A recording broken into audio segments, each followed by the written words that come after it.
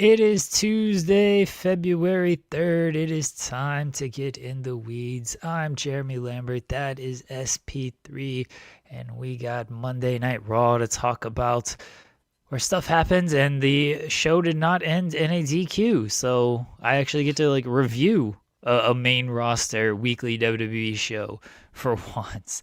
They made sure to put a street fight as the match main event. So it's like, yeah, we can't have a DQ here in this thing. I don't even know if I want to talk about that match, though. There's not a whole lot on that one to talk about. At least the main event segment was really strong. We will talk about that. CM Punk and Roman Reigns in the main event segment. We got Hiromu Takahashi leaving New Japan as well. New Beginning Osaka is going to be his final show. And I didn't think we'd have too much with NBA. Dennis Schroeder getting traded for the 8th time in his career, which is second all time in league history. All right, sure, we can talk about that. But then last night, James Harden decided to be James Harden, and James Harden looks like he could be leaving the Los Angeles Clippers. SP3, I don't think he's ever going to leave us. I won't allow SP3 to leave. How you doing, buddy? I am doing well. I'm glad to be back with you all here on the show. It is Tuesday, so we're going to talk about Monday Night Raw, a rather uneventful Monday Night Raw until the final 20 minutes of the show. So we're going to talk a lot about the best WWE segment in over a year. That I am saying that. I am putting that down. You really liked Raquel. You really liked Raquel and Becker that much. That wasn't the final segment. Sorry, that's why I was very specific with what I say. You said the best. You said the best segment. I didn't say. I said the final segment. I was talking about the final segment of the show was the best thing on the show and the best WWE segment in over a year. So can't wait to talk about that. We'll talk some more about WWE Royal Rumble. I will talk about Joe Pro not giving me credit for an idea I came up with on this show 3-4 weeks ago. He wants to give it to Rick Ucchino for the women's TLC when I'm pretty sure Rick Ucchino heard it from me too. So it's like ridiculous.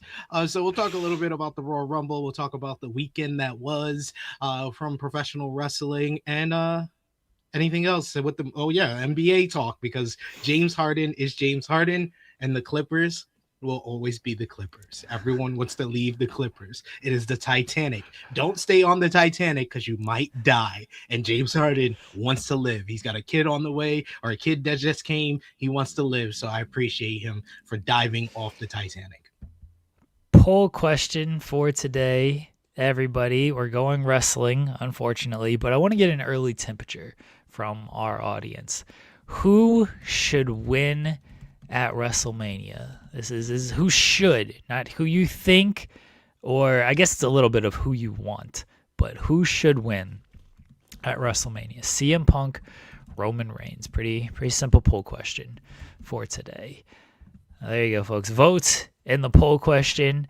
I will have a banner here in a second. I know what it is. I just have to actually, put it together. But before I get into that, in case you missed it yesterday, we did crown our ITW Rumble winners, and I do have an update. So Auntie Collins won for the Women's Rumble.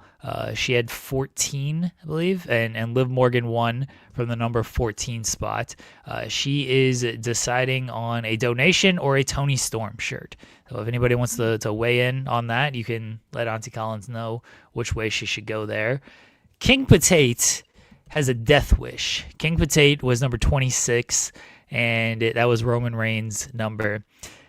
He has a death wish because I asked him, okay, what do you want and everything? He said, leave it up to me. Of course, I'm not going to just decide. I'm going to leave it up to the chat. So, chat, what should we get King Potate from the WWE, AEW, NWA, Independent, wherever shop? What should we send to King Potate? Obviously, we got to make it within our low-level budget over here, but we can apparently send him anything. Volib, this is not the poll because I only have 4 options, and I feel like all of you guys are going to give me way more than 4 options. So maybe if we can narrow it down to 4 by the end of the day, this can be the poll question for tomorrow. But I cannot make this the poll question for today because I can't come up with just 4 options and expect you guys to just have those 4 options. You know what I mean? Makes sense. Are you? I don't remember. Where do you stand on King Potato SP3? I know you don't like Xeno Wow. Is that the only person that you have heat with in our chat, or that has heat with you? I don't have heat with Xeno Hour. He just says horrible takes, and I call him out on it. King Potato. There's heat there. He's had his horrible take when it comes to Mark Briscoe, but he's one of the good ones. I always see him over in the True Hill Heat chat. He's always very supportive of us. He usually agrees with Jimmy Macaram, so I don't hold that against him.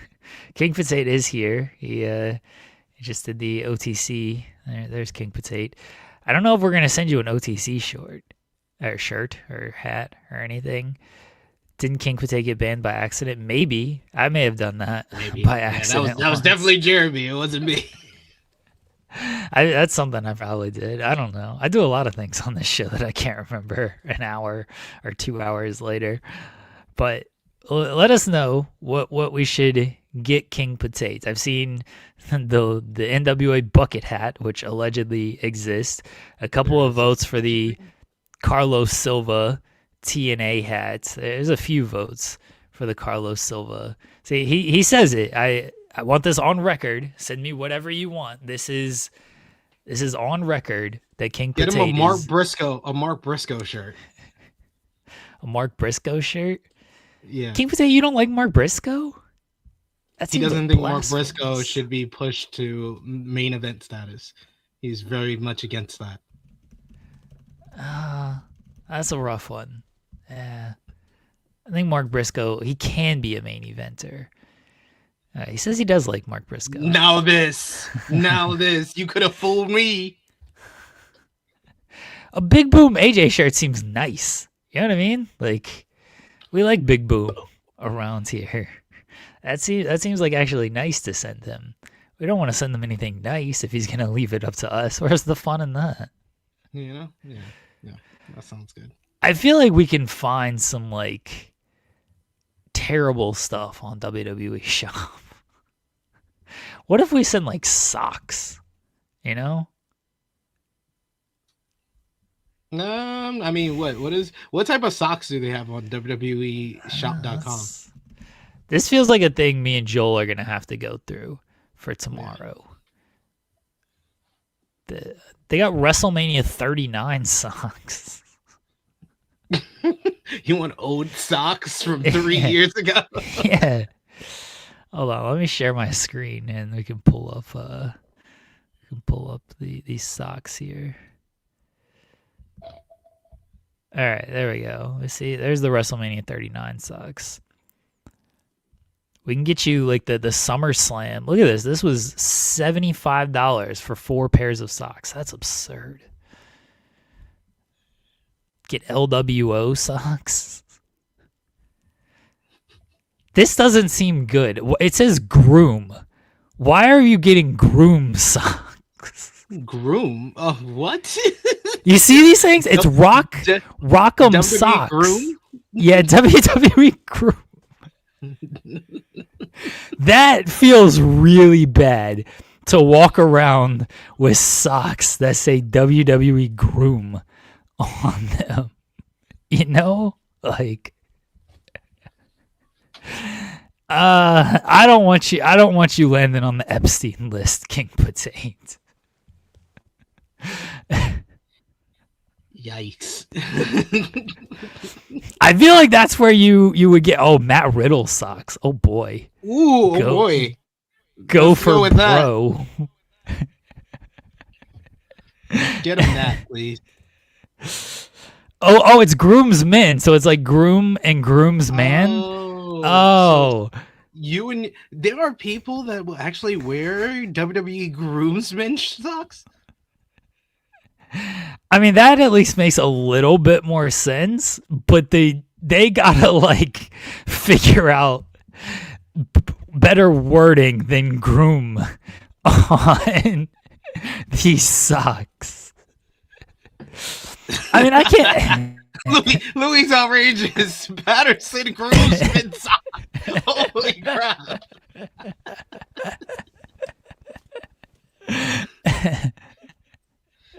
Oh boy. That's the best comment. Best comment so far. Look at these Matt Riddle socks where you can have his face on the socks. Why would you do such a thing? I don't know. Some of these socks are crazy. Oh. All right. Now that you know what we're working with here, folks, continue to leave suggestions.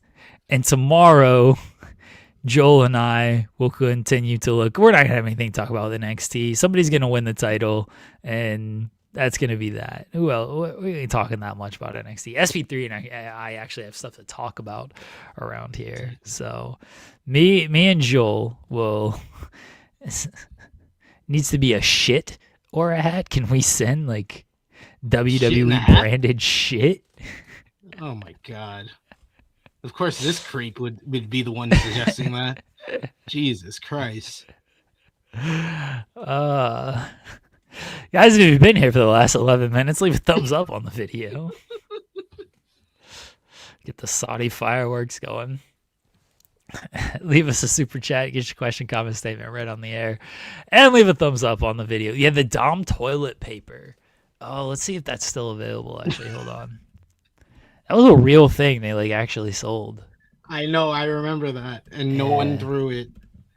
Yeah, no one threw. Oh, it's not there anymore. They don't sell it anymore, unfortunately. I bet AEW has some, like, stupid stuff as well. You know? Probably. Like, yeah. All these wrestling companies, they're just trying to merchandise and trademark. Oh, I forgot you could get, like, boxers. Oh, hold on. I don't know how expensive those are, but... Get them some TNA merch. Oh, the boxers are actually, like, within our budget here. Imagine... All right, let me pull these up. I agree with you, Matthew. I'm pretty sure that Zeno Hour works with WWE. That's why he has such horrible takes. He probably wakes up every morning, looks himself in the mirror and says, "This is a new era. This is a new era." Imagine you just have, like, the WWE title on your dick. That's, you know? Hiding your dick with the WWE title. There's somewhere, like, the faces. Oh, we get you some Tiffy Time boxers. They're boy shorts. Wow. Boy shorts. Yeah. I don't know. The Tiffy Time boy shorts might be might be leading here, just because I think it's hilarious. Get him some Brock Lesnar shorts. Jesus. Oh, that wouldn't be good. What is? Oh, it's Dominic Mysterio. Now the Brock Lesnar shorts are too much. That's $55. We ain't got that kind of money around here. But some of these boxers, the WWE title boxers are hilarious. You can get Penta boxers because he's doing big things right now. All right, Joel and I will. Hey, he won last night. He did win, yeah. Medal. Yeah. He won by count out, but he won. $329 for. They were autographed. In fairness, pile driver finisher, they were autographed. I did see that. So.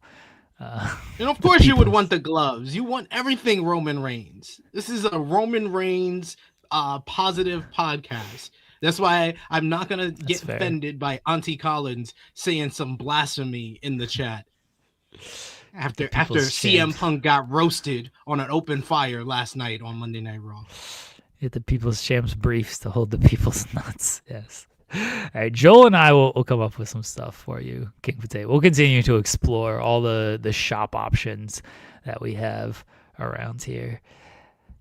All right, so SP3. Again, I thought we were going to have kind of a quiet little trade deadline and Dennis Schroeder getting traded. It doesn't seem like, I've been saying it for weeks and months. I didn't think Giannis was going to get traded before the deadline. I thought it was going to be an off-season deal if it was going to happen.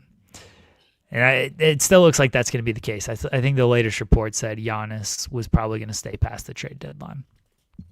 But he told Doc Rivers that he plans to play with the Bucks later this season. Well, of course he said that. Giannis isn't going to come out and say anything of like, yeah, I want to be traded. But you know who will come out and say, I want to be traded? James Harden. James Harden said he would come out. Oh, he didn't come out and say, I want to be traded.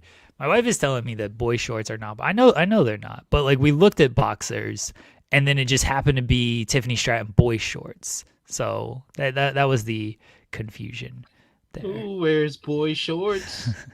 King Potato's about to wear Tiffy Time boy shorts. That's great. I'd wear Tiffy Time boy shorts for the bit. You know? Why not? Whatever. James Harden will come out and say, yeah, I'll get traded. You know? Because of course. Because with James Harden, it's all about the money. And we'll get into this. But Harden, last night there was a report that Cleveland and the Clippers are working on a James Harden for Darius Garland swap. What'd you think when you saw this one, SP3? I will stop acknowledging our tribal chief, the GOAT of professional wrestling. Yeah, I'm gonna have to do that. I'm gonna have to do that for like an hour on Thursday to troll Jensen. Oh, you have to.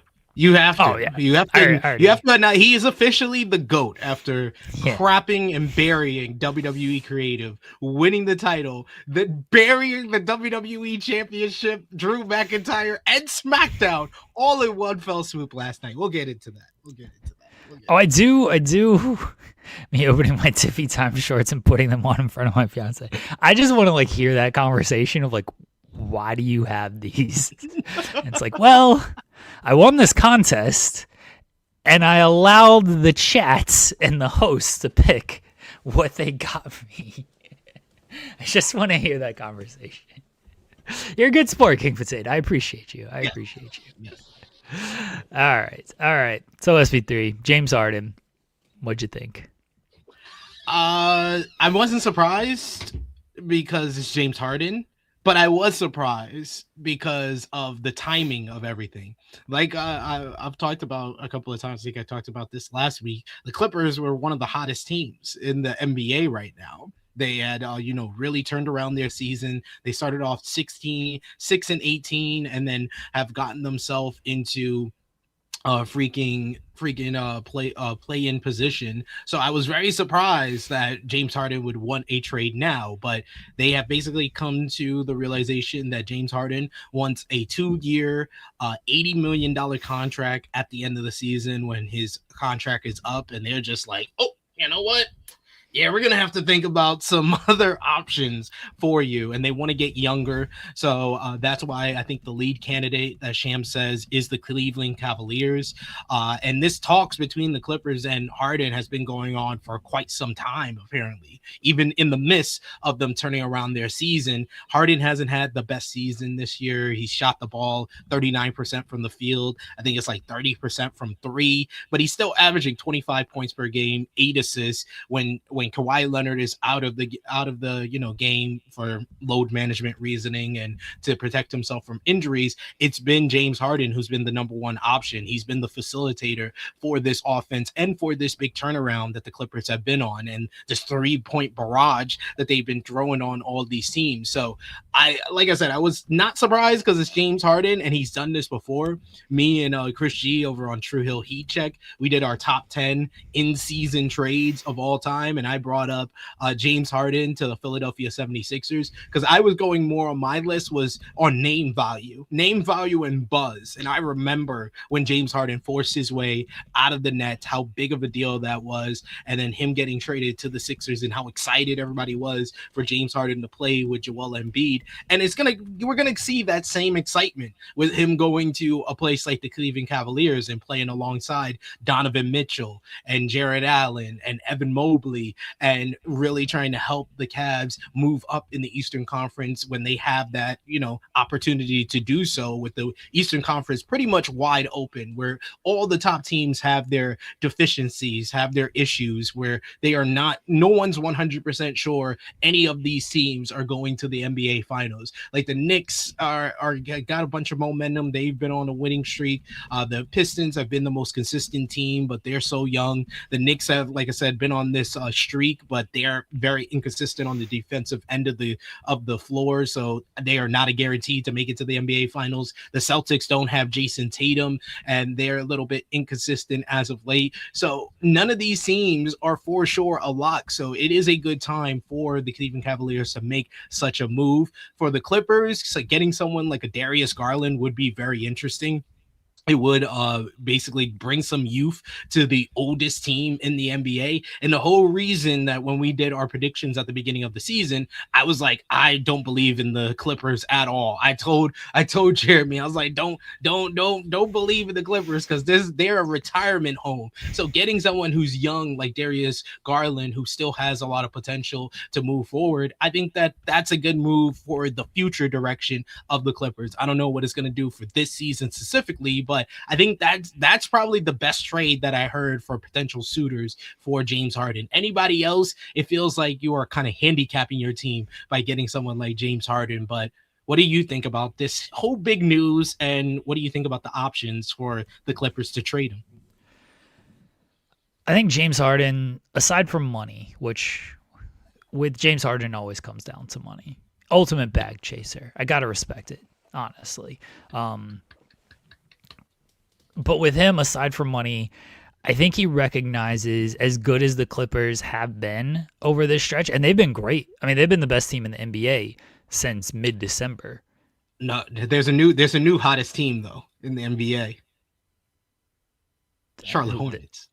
Okay, yeah, the Hornets have been playing well, but I said since mid-December though. Yeah. Since mid-December, they've had the best record in the NBA. Yeah, they were like, I think they were like 7. No, they were 17 and 7. 17 and 7 since the end of December.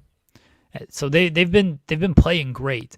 I think Harden maybe recognizes that it's not fully sustainable, and at best, you're gonna be a play-in team. You face the Thunder in the first round. You face the Spurs in the first round. You face the Nuggets in the first round. Do you really have a shot against those teams? Like, maybe the Spurs because of youth, and you can figure out different ways to beat them, and you can overwhelm them with just experience, and maybe the moment's too big for San Antonio.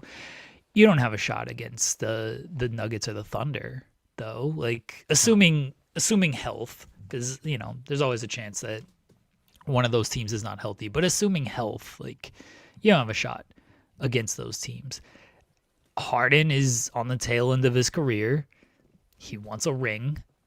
He's probably not getting it with Los Angeles and their current structure. So why not try to go to a team like Cleveland, who in the East is pretty wide open, as you mentioned. You mentioned the flaws of the top teams, and you mentioned the upside of a team like Cleveland.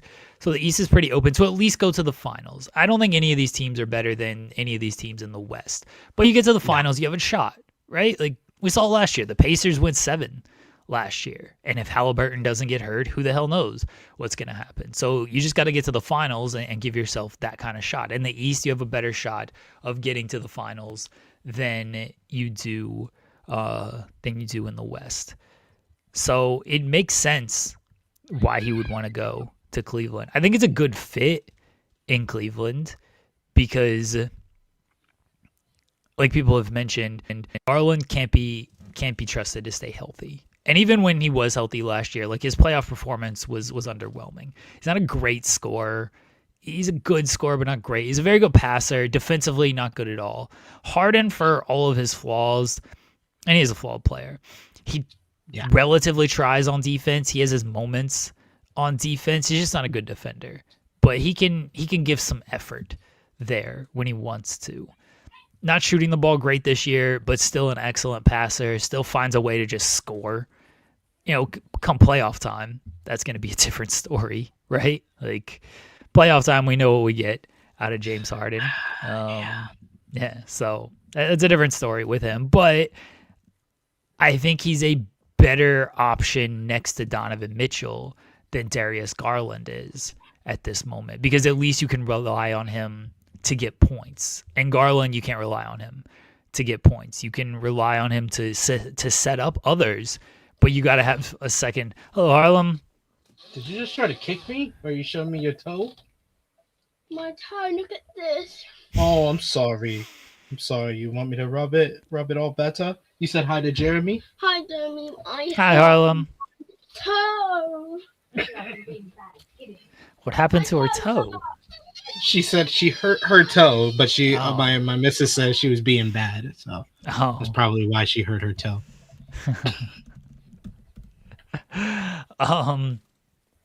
Like Harden can at least score for the Cavaliers, where again you can't trust that with Garland. Yeah, I think Harden would also do better elevating Mobley and Allen, like Jose says, as well. Yeah, I agree with that. And again, part of the thing is he's done that for the Clippers, for Zubac. He's done that his whole career when it comes to bigs. I mean, look how good of seasons Clint Capella was having in Houston, playing next to James Harden. Again, he's not the same passer that he was then. He doesn't have the same gravity that he did then, because he's not the same. He's not the same scorer that he was then. So he's just guarded differently. But he's still a really excellent passer who makes teammates better and gets them in the right spots. So I think it's a good trade for the Cavaliers if that's the direction they want to go in. As for the Clippers, I mean, I've seen the rumors that they're preparing for a Kawhi suspension, and they're like, well, we might as well blow it up now, because Kawhi didn't make an all-star team, and people were a little curious about that, of like, how is Kawhi not an all-star team? He's having a better season than LeBron. Like, he definitely is. It's because of the games. It's because he only played 34 games. That's what I've heard. Like the main. Yeah, but LeBron's played less. Yeah, I know. I know. I totally agree. This was a lifetime achievement. All-Star nomination, because LeBron James has not been one of the 12 best players in the Western Conference this year. So I totally agree with that. He definitely should have went over them. I honestly would have picked Kawhi over someone like a Devin Booker, but you had to get someone from the Phoenix Suns, so I understand that as well. But yeah. It's very strange that the Clippers are hosting the All-Star game and they didn't get an All-Star. Usually you get one. Are they what? Really? I mean, it's in their new arena, but it's still Los Angeles. We could just say the Lakers are hosting. Sure, but it's in the Clippers arena. Like typically, typically if you're hosting the All-Star game, unless you're Washington and you have like no reason for an All-Star, like you find a way to get it. They put an All-Star there from the host city just because it's the host city. You know, like, I think the LeBron one is basically they think that this is going to be the final All-Star game for LeBron. Well, yeah, but still, like you still couldn't find Kawhi to go. Like we know the reason LeBron's there. We do. It's pretty obvious. You couldn't get Kawhi over somebody else, and Kawhi might end up making it off of an injury because there's still time for plenty of people to get injured. Honestly, it always happens. It always happens where we talk about, oh, this person got snubbed, that person got snubbed, and then someone gets hurt, and then they're able to fill in that void, and they get chosen for the All-Star game. So I'm gonna hold out hope that yes, that happens for Kawhi, because he does deserve to be an All-Star, especially during the stretch for the Clippers where he's averaged like 31 points, 6 rebounds, 6 assists. Like he's been on a tear since the Clippers made this turnaround. Yeah. So No All-Star game for Kawhi though, and again, the rumor is he might get suspended out of planting trees. And if that's the truth, if that comes to fruition, then you can understand why the Clippers are like, yeah, we should probably just trade James Harden while he has some value instead of losing him for nothing in the offseason, or he might have less value in the offseason because he's 6 months older, and you lose 6 months of the season not having him in a potential playoff run of not having him. So it makes sense. Just gives me so much joy to watch the Clippers dynamic duo that people like Phil Lindsay was rooting for in the summer of 2019 when they went to the Clippers. Paul George and Kawhi Leonard might both be suspended at the same time. Just puts a smile on my face. For all you people that try to jump on the bandwagon just to be against the Lakers, just to be against LeBron James, y'all get what y'all sold. Congratulations. You got both of these guys gonna get suspended for very silly reason. Prescription P is hilarious. That is hilarious. He is probably the person with the most slanderous nicknames, even more than Anthony Day-to-Day Davis, aka Street Clothes. I think Pandemic P, Podcast P, now Prescription P. Oh man, so funny. It's his own fault. I mean, look, he did it in OKC when he did the y'all haven't heard of Playoff P, and I'm like, oh my god, dude, don't do that. You got a lot to live up to now, and then he didn't live up to any of it. So it's his own fault for saying that. Don't give yourself a nickname, folks. Don't do that. The only person that ever worked for was Kobe. It's the only person that ever worked for, and everybody jumped on it with the Slam magazine when he came up with Black Mamba. Yeah, the only person. We'll see if Harden gets traded. Yeah, I think it's a good deal for both sides if it ends up happening. I think both sides become better because of it. The Clippers, maybe not this season, but in the future, because you're getting off the James Harden deal. You're getting Darius Garland, who is a good young player if he can stay healthy. Now, the health is going to be an issue. If he can stay healthy, then it's not too much. It's tough because if he's not playing, he's not useful. But if he can play, then he's a good player. And the Clippers, like, the way they've been playing, they've got a little something going, right? Like, again, they're playing really well. So they found a couple of good rotation players, Kobe Sanders and Jordan Miller. They've been playing really well. And Kawhi's having a great season. Zubac is playing well. Like, they've got some pieces there. And Tyronn Lue continues to be a great coach. So you add some actual youth to that group, like it could benefit them. Again, maybe not this season, but seasons down the line where you find out who you're going to build around and what you're going to build with everything. And for Cleveland, like, you probably just need to shake things up. They were the 1 seed last year. They lost in the second round. Health had something to do with it for sure. This year they've been a little not quite as good. And again, health plays an issue, but the East is pretty open. Again, like you've been saying, like, you don't really trust any of these teams in the East. Like, you look at the Pistons, they're the best team, but they haven't won a playoff series. So how good are they? We'll find out. The Knicks, who have played well now for the past week or so, week and a half, like, they've been playing great. But 2.5 weeks ago, everyone was like, what the hell's wrong with the Knicks? Blow it all up. This team's trash. So you just never know. Now the Knicks are saying, no, we like our team. We're not trading for Giannis Antetokounmpo. I was like, thanks for making me right, Knicks. Y'all never fail to not make me right. Another star player that they put in a Knicks jersey on the cover of Daily News that will not be coming to the New York Knicks. That brings the tally up to about 2,000 star players who the Knicks New York market said that the Knicks were going to get that they didn't get. Congratulations. So who knows with the Knicks? You can't really trust them fully. The Raptors, are you trusting them? They haven't proven anything. They're another team that's a little too young as of yet. They've played well as of late as well, but Yeah, I don't trust them. I don't trust Scotty Barnes, Brandon Ingram. Yeah, I don't trust those guys. Sorry. So Sorry, Jordan. I know you're from Canada, so you're probably a Raptors fan. oh yeah, like none of these teams have proven anything in the playoffs. The Cavs at least have some playoff experience. It hasn't always gone well for them. Mitchell's got playoff experience, has been to the conference finals and everything. Harden obviously has playoff experience. How well it's gone is a different story.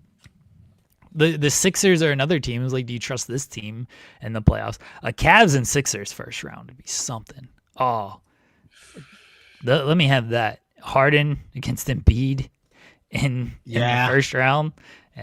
Somebody has to win. Embiid and Tyrese Maxey versus Donovan Mitchell and James Harden. That's just a fun matchup. I think that would go 7 games.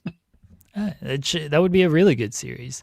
So we'll see when it comes if the Harden trade actually materializes. I think it will. At this point, I think it will because Harden. This feels safe, and the fact that they said that they've been in talks over the last couple of weeks makes it a safe prediction that this is going to go down before, at least by Thursday or before Thursday.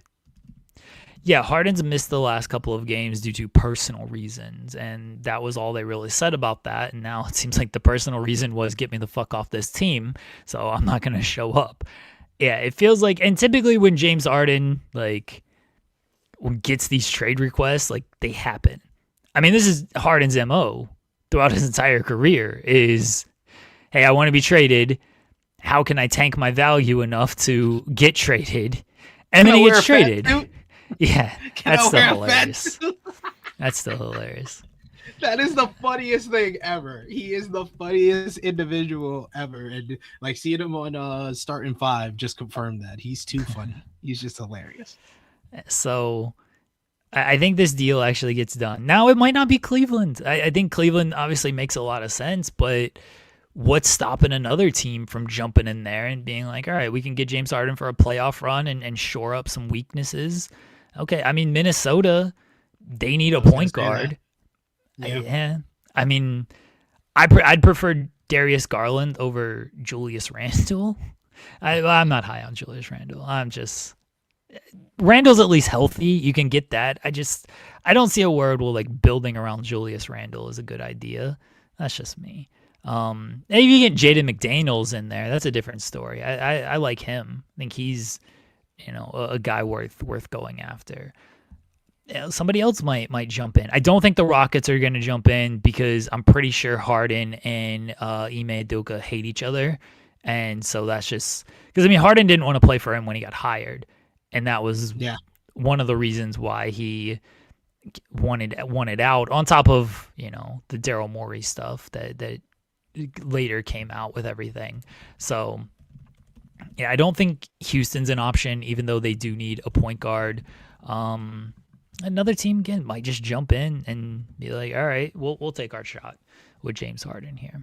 So, a couple days until the deadline. We shall see. I assume this news will break like tonight, when the James Harden deal actually gets done. It feels like a deal that's going to go down before Thursday. Yeah. I think it comes down before the full on deadline happens there. People, so addressing a couple things and a couple comments in the chat. People were asking about Evan Mobley, Jared Allen potentially being on the block. I saw that report. Mm-hmm. I don't know. I don't know. That's a tough one. I wouldn't trade Jared Allen if I'm the Cavaliers. What are you getting back? It's always what are you getting back? But yeah, I wouldn't trade Jared Allen if I'm the Cavaliers, because I think Harden's gonna make him even better than he already is, and I would look to just maximize what he can do next to Harden. Now the Allen Mobley pairing hasn't fully worked, and maybe Jared Allen is stunting the growth of Mobley, and that's where you maybe look at it of okay, do we need to move on from Allen to get more out of Evan Mobley? And if that's your thinking, then all right, I can understand where you're going with that. I think you still got to find some type of backup big or some type of guard because Lonzo's been kind of trash this year. I had hopes for Lonzo. Lonzo has not been a good pickup for them. Yeah, the knee injury is clearly messing with them. It's tough to come back from something like that, especially not playing as long as he did. Like he looked good in Chicago when he returned last year. But man, he's shooting 27% from 3. He's shooting 30% from the field. Like he just get him out. Get him rid of him. He's not playing well. And then they lost Ty. They were hoping he was going to effectively replace Ty Jerome. And Ty Jerome, who's missed all season until the last couple of games with Memphis, like he's been playing great in the last 2 games. And it's only 2 games now. A lot can happen after that. Good. Because I see Zeno Hour says something that is completely false once again, so I have to call him out. KD would want to play with James Harden again. He literally said it on starting 5. So that has nothing like that. That's why when Jeremy said that James Harden playing with the Rockets has more to do with Ime Udoka and his history with the franchise more than it is with KD. KD is willing to play with any great player that's willing to go play with him, it seems. So I like the option of James Harden going to play with the Wolves because I feel like Anthony Edwards would probably be the best player that he's played alongside since KD. Yeah, I mean he's better than Kawhi. Anthony Edwards is better than this version Kawhi. of Kawhi. Yeah, man, Kawhi's playing great though. Yeah, he's great, but I think Anthony Edwards is legitimately a better player over the last couple of seasons than Kawhi Leonard. Yeah, he's more consistent. He's on the court at least. Yeah. And then when it comes to the Jared Allen thing and moving him, like you probably got to get a guard somewhere in there in a Jared Allen trade. I don't know who that is. So I wouldn't move Jared Allen unless the return is good. And I don't think they're going to move him unless the return is good. You're not going to undersell on Jared Allen right now. Don't worry. We got a perfect deal for them. Dalton Connect. 2029 first rounder for Jared Allen. That's all we need. Thanks, guys. I don't think the money works there. So you're giving LeBron James. So LeBron James can finish his career in Cleveland. Okay. I mean, we'll wait till we get confirmation Austin Reeves is back and Sham doesn't delete the tweet. Yeah, that was he's still not back. Yeah, it is worrying that this injury has taken him so long. But I mean, this is why I called out all of y'all in the chat who were trying to like reference the likes of Colin Cowherd and Stephen A. Smith as your sources for people overreacting about the Lakers, because Stephen A. Smith pulled a 180 on this week where he said the Lakers are in a disastrous position right now, and it's like, dude. Like why I know it's all about, making headlines and doing all of that, but that is so off the rip and so just hyperbole at the highest order. Like the Lakers, it's quite obvious that we have been struggling since Austin Reeves is back. Like, let's see how the team looks with Austin Reeves before we say we're in a disastrous position right now. Well, yeah, there are all these hot take artists. Yeah, in defense, not necessarily of the chat, a little bit to the chat, but more myself. But we all work together. It wasn't necessarily about like believing what they were saying. Like my point was like it was said, and it was said very loudly by all of these people. Yeah, but I'm saying y'all are referencing the worst people to listen to. Right, but they have the loudest voices. Like I agree with you about all this, but they have the loudest voices. This is why I wear headphones. I don't hear them.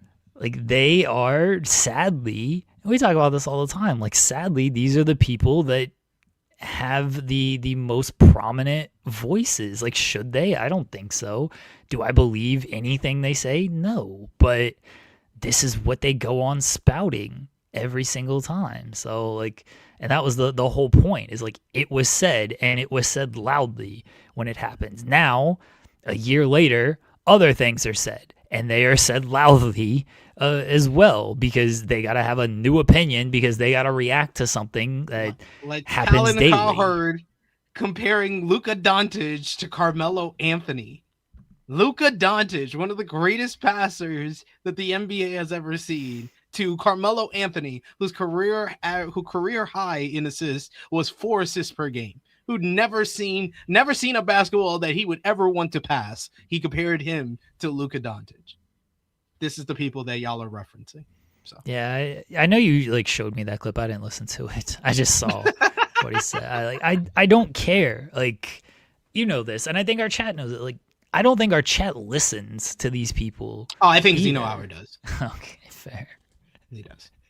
I don't think part of our chat listens to these I people. think 99% does not listen to it. I firmly believe that Zeno Hour just spouts anything he sees in clips. Oh, I just see the clips. I don't listen to them. But you keep watching the clips, you dummy.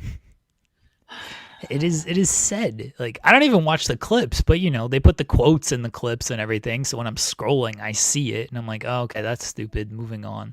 But like, yeah, I mute all those said. people. Yeah. I mute those people. I think I do have Coward muted, actually. I think I muted him a long time ago. He's been terrible forever, honestly. He's been terrible for a long time. Like, I mute most of it, but then there's stuff I don't mute because you know how it goes. Even in wrestling. Like, how many people do we probably both have muted in wrestling, but yet we still see shit because quote tweets and replies and everything, like, we just see it, you know? So even if we don't pay attention to it or care about it, it still just pops up. It still becomes a conversation when it comes to this stuff. So I think the same thing with NBA. Other trade deadline stuff. Somebody asked, it might have been Matthew Hooks because he's a Dallas fan. He asked if I would trade a first round pick for Najee Marshall for Dallas. Yes, in a heartbeat. Yeah, that's a very easy trade. I actually thought of this today when I saw that Jared Allen was on the trade block. I was like, what can OKC offer to get Jared Allen? And my framework of a deal was Jalen Williams, J-Will, not J-Dub, Jalen Williams and Ousmane Deng for Jared Allen, and then Lou Dort for Najee Marshall. And obviously picks and stuff gotta go the other way. I've been hearing that the Thunder are thinking about moving from Lou Dort because he's about I think he's a free agent at the end of the season or something. He just signed a clutch as well. Yeah. So yeah. Yeah. Here's the thing with OKC. No one knows what the hell they're doing. Anything you hear with OKC is not true. Dort as a team option for this after this season. So, you know, do they pick that up and then move him? OKC's smart. They're not going to just lose him for nothing. They have a team option, which means they can pick it up and trade him in the offseason if that's what they want to do. They're not just going to be like, we're going to move on. We're going to not pick up the team option and then he's a free agent and they'll trade him at some point. It could be the offseason.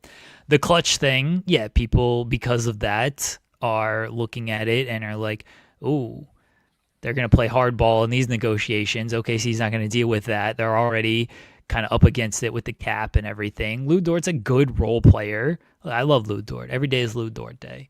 But he's fairly expendable, honestly, especially with Case and Wallace coming in and playing the way he plays, especially with AJ Mitchell growing as a defender as well.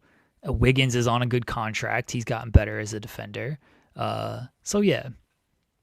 I understand why they would want to trade Lou Dort. Do I think it happens before Thursday? No. I don't think OKC's making any type of move before Thursday. They don't make in-season moves. It's never been their MO. It's always an off-season thing for them. You know, 2 years ago, everyone was like, "Oh, you gotta make this trade and this trade and this trade," and they were just like, "Nah, we're first in the West. We want to see what we can do in the playoffs and give this team a real run at things." They lost in the second round to Dallas. They're like, "All right, we'll probably need some shooting, probably need a plus defender, definitely need some size and rebounding." They trade Giddey for Caruso. They signed Hartenstein. Last year, it was the same thing. It was like, oh, you probably need this, this, and this. Like, yeah, we're first in the West. We feel like we addressed our needs in the offseason. Let's go with this team. They won the championship, and then they did nothing in the offseason because they just brought back the same team. But their biggest deadline moves, and the fact that I can name these moves tell you how huge they are. Gordon Hayward a couple years ago, which turned out to be complete nothing. In fairness, like that freed up the money to get Hartenstein. That wasn't even about like acquiring Gordon Hayward. If that worked, it worked. Great. That was about planning for the offseason for OKC. That's all that was about. Gordon Hayward is one deal. Signing Markieff Morris to the Westbrook and Paul George team when he got bought out and became a free agent after the deadline. That was one of their big moves. That didn't work out at all. And Randy Foye was another huge deadline move. Randy Foye, who is Steph Curry, shackled Steph Curry. Literally one person will get that reference. He doesn't even watch this show, but I'm going to text him and tell him I brought it up. But yeah, shackled Steph Curry is what we call Randy Foye. Those are their big deadline moves. They don't make these moves. And when you hear of like, oh, I hear OKC's doing this, I think OKC's going to do this, none of it's true. Actually, you know what was a big deadline move now that I think about it?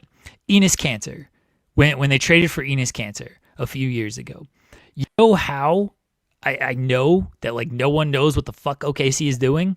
Because everyone thought they were going to get Brook Lopez at that deadline. No one had them tied to Enes Kanter. Everything was like, oh, they're close to getting Brook Lopez. They're close to getting Brook Lopez. And then all of a sudden they got Enes Kanter. And it's like, wait, Enes Kanter was even available? How did this turn out? No one knows what OKC is doing, especially at the trade deadline. They barely know what they're doing in the offseason when more people are willing to talk trade deadline. No one knows. So we'll see what happens. We'll see what we're talking about on Thursday about the trade deadline and if any moves go down either tonight, this afternoon, or tomorrow, or into Thursday morning. I would trade for Najee Marshall, though. That's a very easy trade. If Najee Marshall's available, yeah, please let us have him because he's really good. Some quick other NBA news. Jalen Duren is going to participate in the dunk contest. Okay. I don't think that's news, but okay. I mean, it's news. No one cares about the dunk contest. If no one cares, I don't consider it news. That's my new rule. If a tree falls in the woods and no one hears it, did it really fall? No, it did not, because no one cares. I mean, he's the biggest star in the dunk contest. He's an all-star, at least. Congrats. Do you know who else is in the dunk contest? Do I care? I know it's Jackson Hayes. I know from my team is Jackson Hayes. Jackson Hayes. Why is big man? Why is yeah, so that's many my big thing. Men? What is up with like these big men being in it? Like, all right, I don't know. Does Jalen Duren have like cool dunks? You know, like all I seen him is do big man dunks. Yeah, I feel like he dunks with like power and force, but that's not like fun in the dunk contest. Everybody wants to be Dwight Howard. Not everybody can be Dwight Howard though. Dwight Howard had some like real athleticism to do that stuff. I'd much rather like bring back Mac. I don't care. Just let him. No, Mac's like, you know what? I'm sick of this. I thought winning the dunk contest would get me a job in the NBA, and I'm still in the D League. So forget y'all. I'm not doing a fourth one. Carter Bryant, who doesn't get any playing time on the Spurs. He's the other.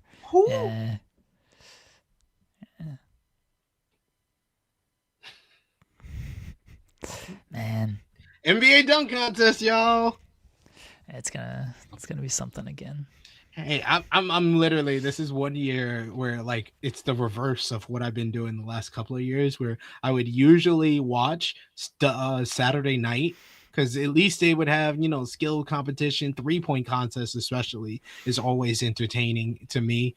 Because the But stars actually play. Yeah, because the stars actually play for that. The Yeah. dunk contest, no stars have played in the last couple of years, so I don't really pay attention. I'll go back and watch it the next day and watch the highlights, because that's all it really is you get the highlight package of the best dunks, and you don't have to waste time on people missing dunks for 15, 20 seconds before they finally hit one. So yeah, I don't watch the dunk contest. Haven't cared about the dunk contest in the last couple of years. Mac was been impressive, but I've watched him on highlights. I had never watched any of his dunk contests. It's a stale. Yeah, I agree with Jose. It's a stale product. It's just his. Yeah, they've changed it over the years as well to like the whole timing thing. There was the one year where like people would miss like 8 times and then they'd finally hit the dunk and like it counted. I was like, I don't know, man. I watched you miss this dunk 8 times. I'm not impressed at this point. Exactly. Like, people don't realize, like, trying the same dunk over and over again, it loses the impact when you finally do hit it after like 10 tries. It just doesn't hit the same. The last dunk contest that I thought that was actually good, it was probably 10 years ago. It was Zach LaVine versus Aaron Gordon. Oh, yeah. That was the last one. That's like an all-timer. That's like up there with the 1987 dunk contest as far as like, and maybe probably like Vince Carter's dunk contest as far as like the most popular dunk contests of all time. I don't know why stars don't do it, because I mean I know why, but Jaylen Brown is the last star to like do it. And he did it a few years ago.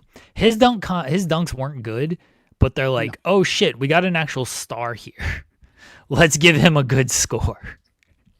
Like, I don't know, if I'm a star player, I'd probably just like do it and be like, they're just gonna give me a pity good score, even if like I don't have the greatest dunk ever, because they're not gonna eliminate me in the first round. Oh, you're telling me Ja Morant should do it to improve his reputation. Honestly, I'm not mad at that. But you're telling me like if Zion did it, they're going to be like, oh yeah, Zion's out in the first round so we can have Carter Bryant in the finals. No, they're going to put Zion in the finals, just have Zion in the finals. He could literally just do 2-hand, easy, like lay-in dunk, and they'd be like, yep, you're in the finals, Zion. They should do the dunk contest. They should choose who's in the dunk contest via fan vote, like they do with the All-Star game. Yeah, then make the players look like bitches when they're like, I'm not going to do it. And it's like, wait, the fans want this and you're not going to do it? Fans voted for you. You have to do it. You have to. I'd respect that. Yeah, I'm for that. Or it should just be like the three-point contest. They choose the participants off of who has the best percentage for the year. Those are usually the first people that they ask. Whoever has the most percentage of their shots is dunks. That's who they ask. But then there'll just be a bunch of big men. Yeah. Then you're getting like DeAndre Ayton and Andre Drummond and shit in the dunk contest. Yo, Ayton with one eye? Give me that. Ayton with one eye dunking. Yeah, you're not getting good dunks if it's just like you go on percentage, because too many bigs just dunk there. So I don't know about that one.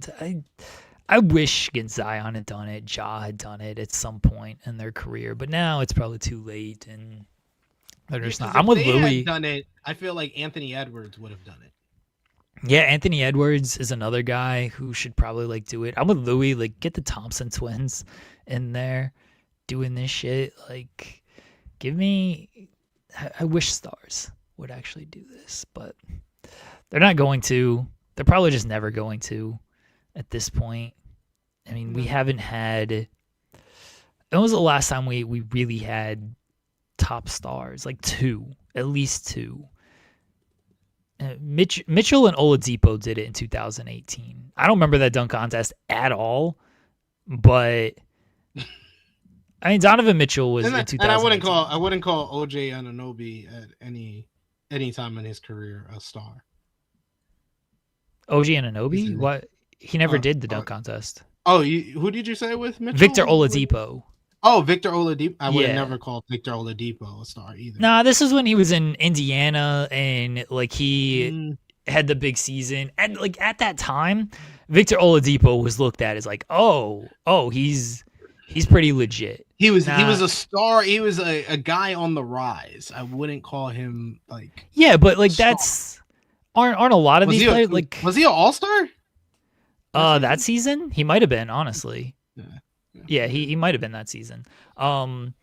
Sure, but like, isn't Zach LaVine was a guy on the rise? Aaron Gordon was a guy on the rise at the time. Like, let's not pretend like they were like major stars.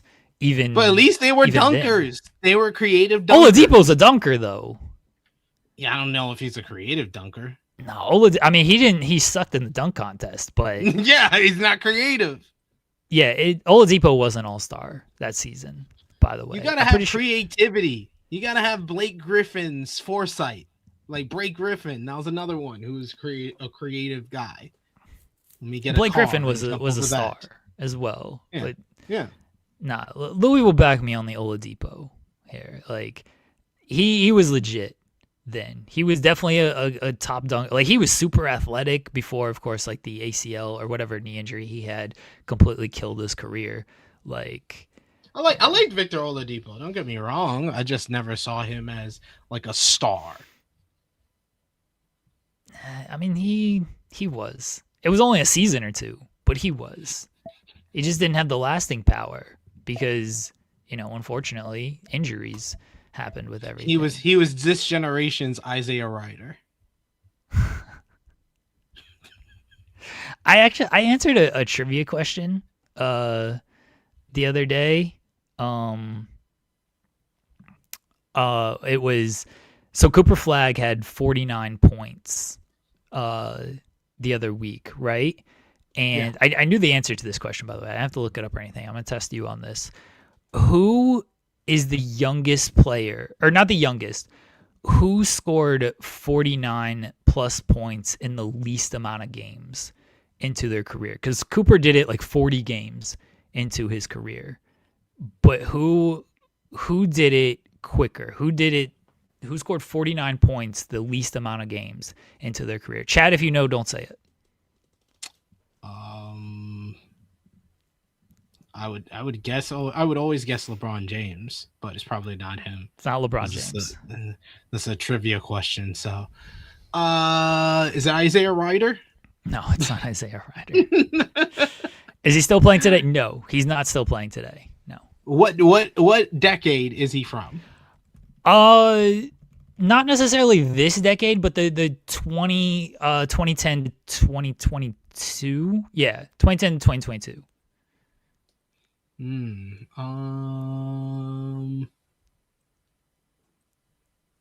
guess he technically did it in 2009, but because that was his rookie year, 2009 to 2010. Is it Tyreek Evans? No, that's a good guess though. It's not Tyreek Evans. Who is it? Brandon Jennings. Wow, that's a name I haven't heard in years. Yeah, I haven't heard that name in years. That's one of those useless like trivia things that like I just knew. And when it was brought up, I was listening to Dan Patrick. When it was brought up on the show, they're like, "Oh, who's done it?" I was like, "It's Brandon Jennings, I'm pretty sure." And then they confirmed, yes, it was Brandon Jennings. I don't know why that like has always stuck with me. 50? Didn't he drop like 50 that season? Yeah, he had a great start to his career for sure. Yeah, and then he just kind of fell off, and unfortunately never turned into much. But yeah, he did it. He scored. He didn't play much. Oh, I'm looking at the wrong season. Sorry. Yeah, he got 50 points in. Let's see what game it actually was. 55 in the 7th game of his career. He scored 55. And then I don't think he scored over 40 like the rest of his career. There was certain guys that just had good starts to their careers and just slowly like faded away. And Brandon Jennings and Tyreek Evans is the first names that would have came to my mind. Tyreek Evans is a good shout because they like went back and forth that rookie year with everything. Tyreek Evans is actually a really good call there, but. Yeah, once you said 2009, I was like, Tyreek Evans. That's the first name that came to my mind. All right, let's get into anything else on NBA as the deadline approaches. I think that is everything for now. Anything else we can touch on Thursday? I think we'll have a lot of stuff to talk about NBA wise on Thursday.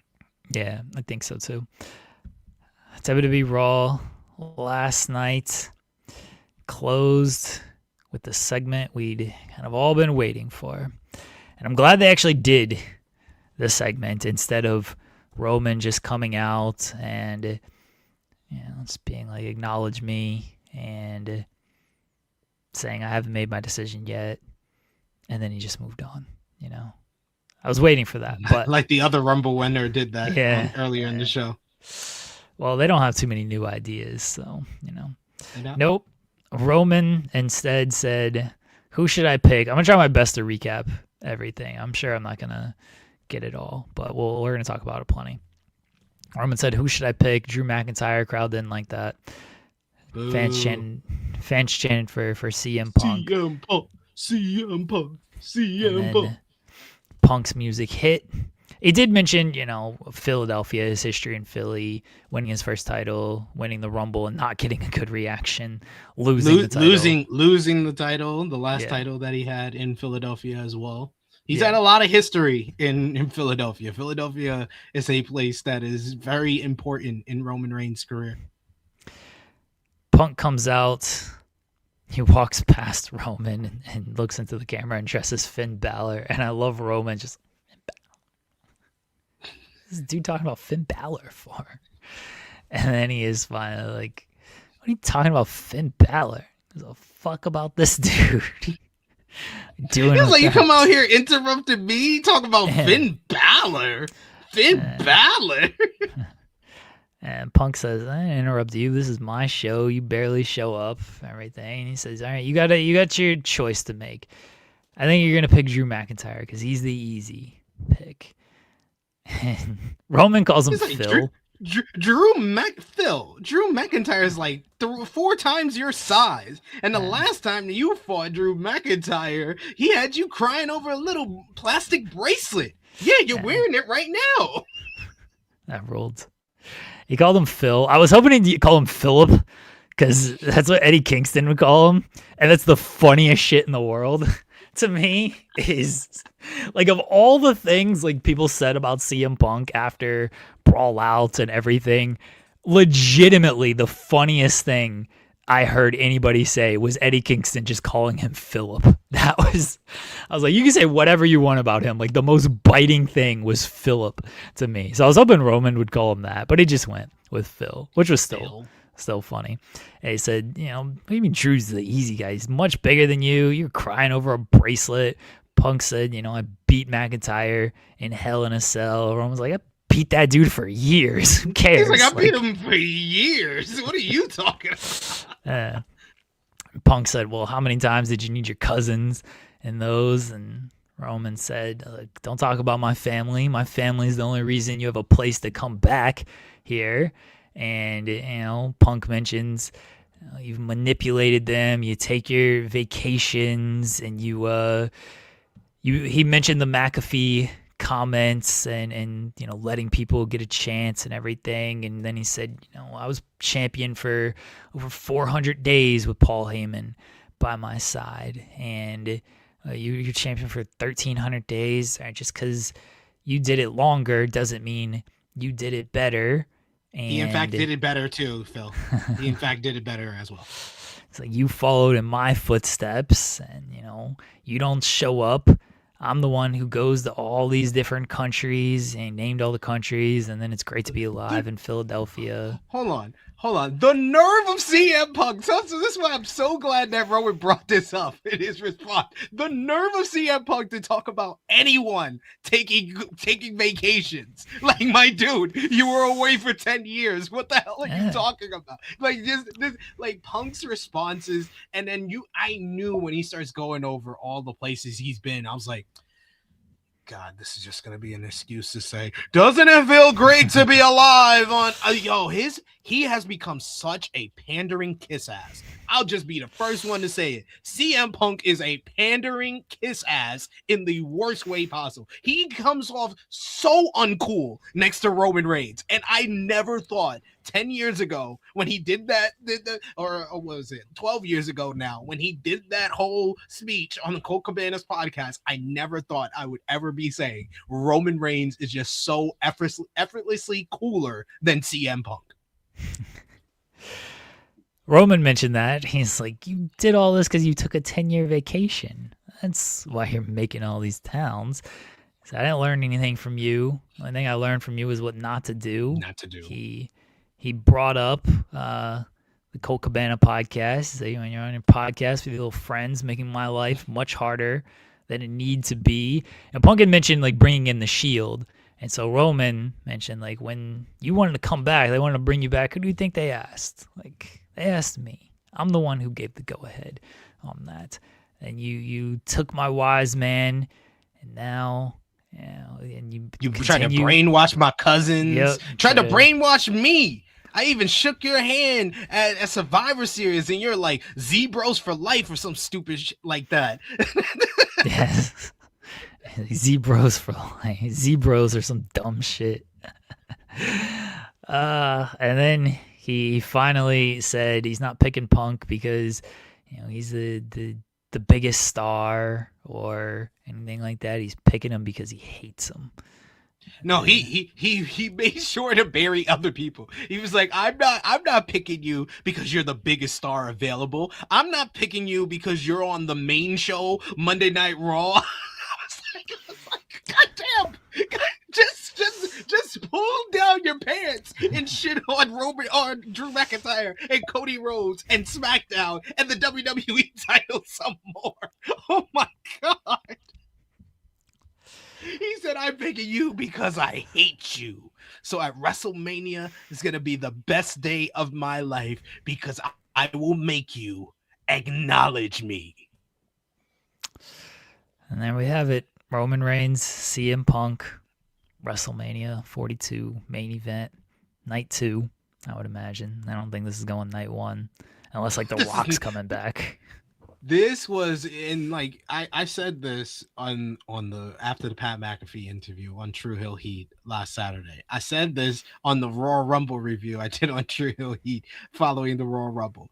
Roman Reigns in the process of 4 days just completely buried WWE creative, the entire roster, Triple H. But this really feels like this is the most kind of like public display of political power I think I've ever seen since the days of Hulk Hogan and Stone Cold Steve Austin. He's like all the best parts of politician version of Hulk Hogan and Stone Cold Steve Austin. Steve Austin, who ripped apart WWE creative in 2002. Freaking Hulk Hogan, who always said like, it doesn't matter if I'm in the main championship or not. I'm the main event. I'm the main guy here. And Roman has done that superbly over the last couple of days, and this really makes it very obvious to me that this is a backstage political struggle of Triple H choosing his guy. The relationship that Vince had with Triple H, that's the relationship that Triple H has with Cody Rhodes. That's why Cody Rhodes needs to know when Seth Rollins is doing a fake injury angle. I gotta tell you, you're a guy, I gotta tell you. And apparently it feels like Cody did not want a job to Roman at WrestleMania. So Roman said, You're gonna deny me? You're gonna deny my pitch? What I wanted? Enjoy the night 1 main event, buddy. I'll be main event in night 2 with Punk then. I saw someone say, and I thought this would have been very funny. You're right. Like Roman is definitely he's swinging the thing right now and showing people who's in charge out here.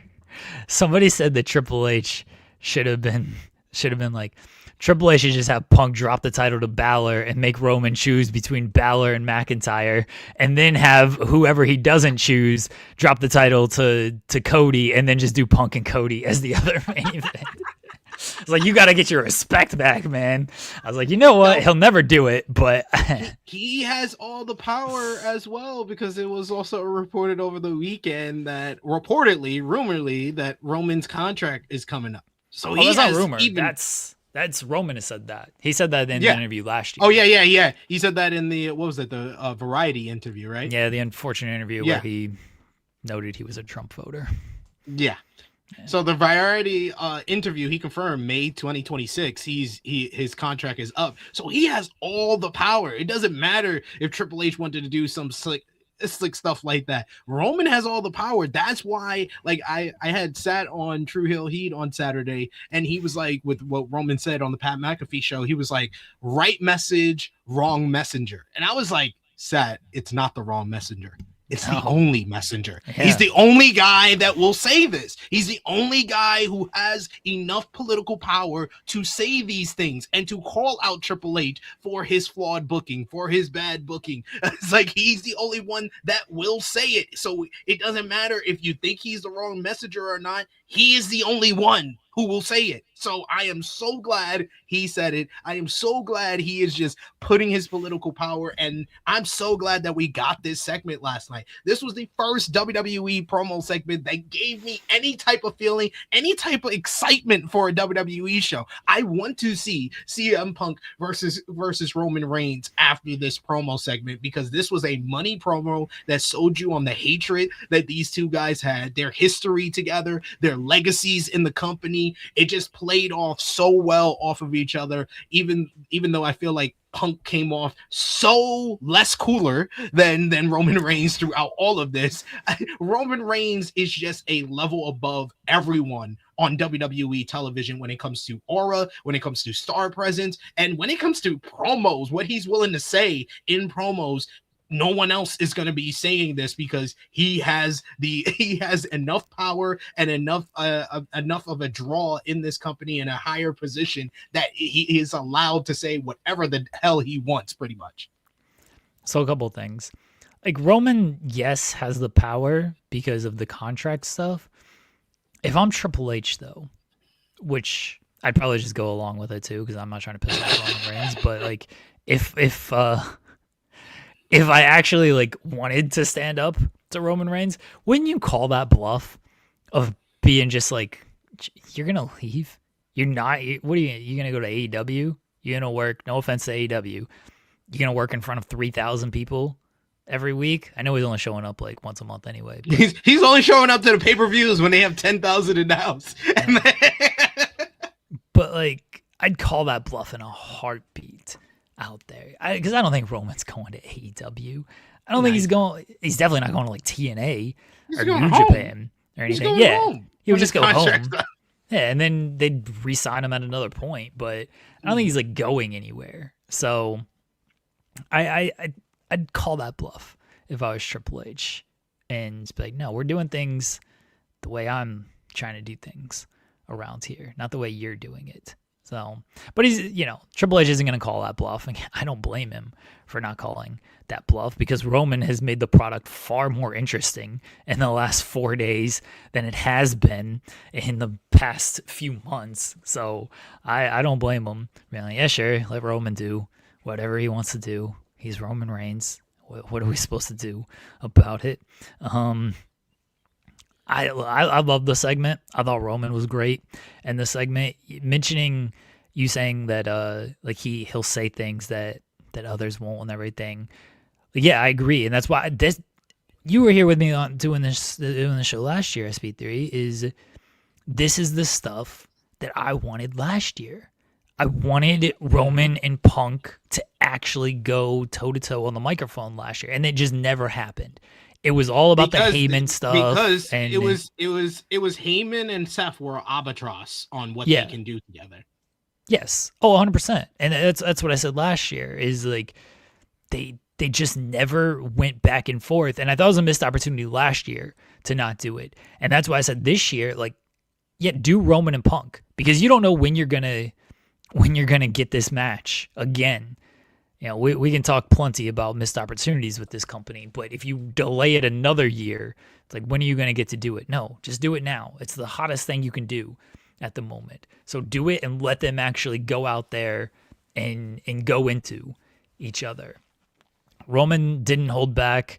Punk feels like he has more material, and I don't know if Punk held back purposely. Roman ain't showing up until after Elimination Chamber. He ain't showing up again. So Punk's going to have to carry this feud a little bit by himself. And I think that's why they're doing the Balor stuff in the between time, so they still have something for Punk to do. But you still got to mention the Roman stuff. You can't just completely ignore all of that. So I think Punk's got some minor shots in him while he's waiting for Roman to actually return, and we'll see that in the next couple of weeks. I'll be honest though. I really feel like they both unloaded their clip. Like what other direction? What else can Punk say about Roman? That Roman can't come back at him 10 times harder like he did last night. Like anything that Punk said, Roman had the best response to, and it's just like none of your digs, none of the things that other people can talk about Roman Reigns about. Punk can't really talk about like him being a part-timer or him being stale when Punk is all of those things too. I'll be honest. Like I see, respect to I think someone in the chat said he still thinks Punk is the better talker. Yeah, all time Punk is the better talker than Roman Reigns. But right now in the year of our Lord 2026, Roman Reigns is washing CM Punk anytime they get into a promo segment because he has the quicker and better jab. His jab is a lot stronger than CM pandering Punk. Like that's why I said I hate CM pandering too. I don't hate CM Punk. The CM Punk that we had from from me discovering him like in 2002 on the indie scene and TNA and ROH all the way through him walking out on WWE in 2014 and then him showing up in AEW from 2021 to 2023 and then him showing up in WWE the first couple of months. It was actually good. It was actually refreshing. That Punk I think is dead. I think that Punk is dead. Sometimes you'll get a little bit more fired up, a little bit more aggressive Punk, but you're not going to get the same CM Punk who is bitter, who is unhappy like he was in those Collision days. You're not going to get that Punk anymore. He's actually happy now, so we're never going to get that Punk again. I think that people need to realize that. I do agree that Roman has the better comeback material for the most part because there are better shots to take at CM Punk because of the way he's done things over the past decade, especially these past few years where he said one thing in one company and he's saying a different thing in a different company, and it's very easy to call that out on things. Wait, hold on. Can we talk about that for a second? That whole quote that came out. I forget. You have to tell me who did the interview. But CM Punk is one of the most disingenuous people I think I've ever heard in interviews. Oh, his night whole one, quote, night two. Yes, his whole quote of saying, I don't know the difference. I don't distinguish between a night one main event and a night two main event. I mean, Rock did a night one main event. Austin did a night one main event. Dude, that is so disingenuous. You are talking about two of the guys that have main evented literally a dozen WrestleManias. The main night of WrestleMania before they ever did a night one main event. So don't bullshit me. Like that was sickening to read. I didn't even watch the clip. I saw the clip online and I didn't even watch it. After I read the quote, I was like, that is such a disingenuous for you to compare yourself to Austin and Rock, who have main evented when WrestleMania was one night. They main evented literally a dozen times between themselves. So they were okay with doing a night one main event when they're out of their prime in their 50s. You should be like, no, I do want a main event, a night two main event, or just don't talk about it. It was GQ he did the interview with, by the way. Sickening. Flip-flopping Phil. Oh my God. Jesus Christ. Flip-flopping Phil. So I do think that Roman has better responses for whatever Punk can kind of throw at him. I also think there's material there for Punk. Now, is he willing to say some of these things? That I don't know. And the things I'm going to bring up, I don't know if Punk is willing to bring it up. You can roundabout way reference Vince and how Roman was the golden boy for Vince, and they tried and they tried and they tried, and it just never worked until finally you needed Paul Heyman type of thing. But the whole big dog era stuff, you can throw some references in there. Yeah. You can also reference, if you want, I think you can reference the political stuff going on right now with Roman and Cody, and how you can put last year a little bit on Roman and how that failed because they were trying to push Cody out to do Roman and Rock, and it failed. And so we ended up with Cody still winning the title at the end. You can place some of that on Roman. Now, how true is it that Roman had a hand? I don't know. It might have been way more on The Rock, but if Punk wants to, he can put some of that on Roman. Yeah, I this is one time I will say I agree with Zeno Hour, because if you're putting that into play, then you can bring up the AEW stuff. Oh yeah, with Punk. That Punk burned the bridge. Like, he has nowhere else to go, so that's why he's gonna be a good little soldier, a good little bootlegger now. Like, if you're gonna throw in political stuff, backstage stuff, the big dog stuff, then I'm gonna throw back at you that you did not return to wrestling here. You returned somewhere else and burned your bridge over there, and that's the only reason that you're being the best fed soldier ever. Even he was like the same relationship I had with Vince, you got with Paul now. And he referenced Paul. A lot of people thought he was referencing Heyman when he said, "Oh, I told Paul that I would let it slide. I wouldn't do it." He was actually referencing a flawed Paul. Yeah, I'm with you. Again, I think Roman has more material in the bank that he can go with for whatever Punk brings up. I don't think that Punk is completely empty on his material if he chooses not to be. But I just don't know how much he's going to bring up. I don't know how much Roman is going to bring up further.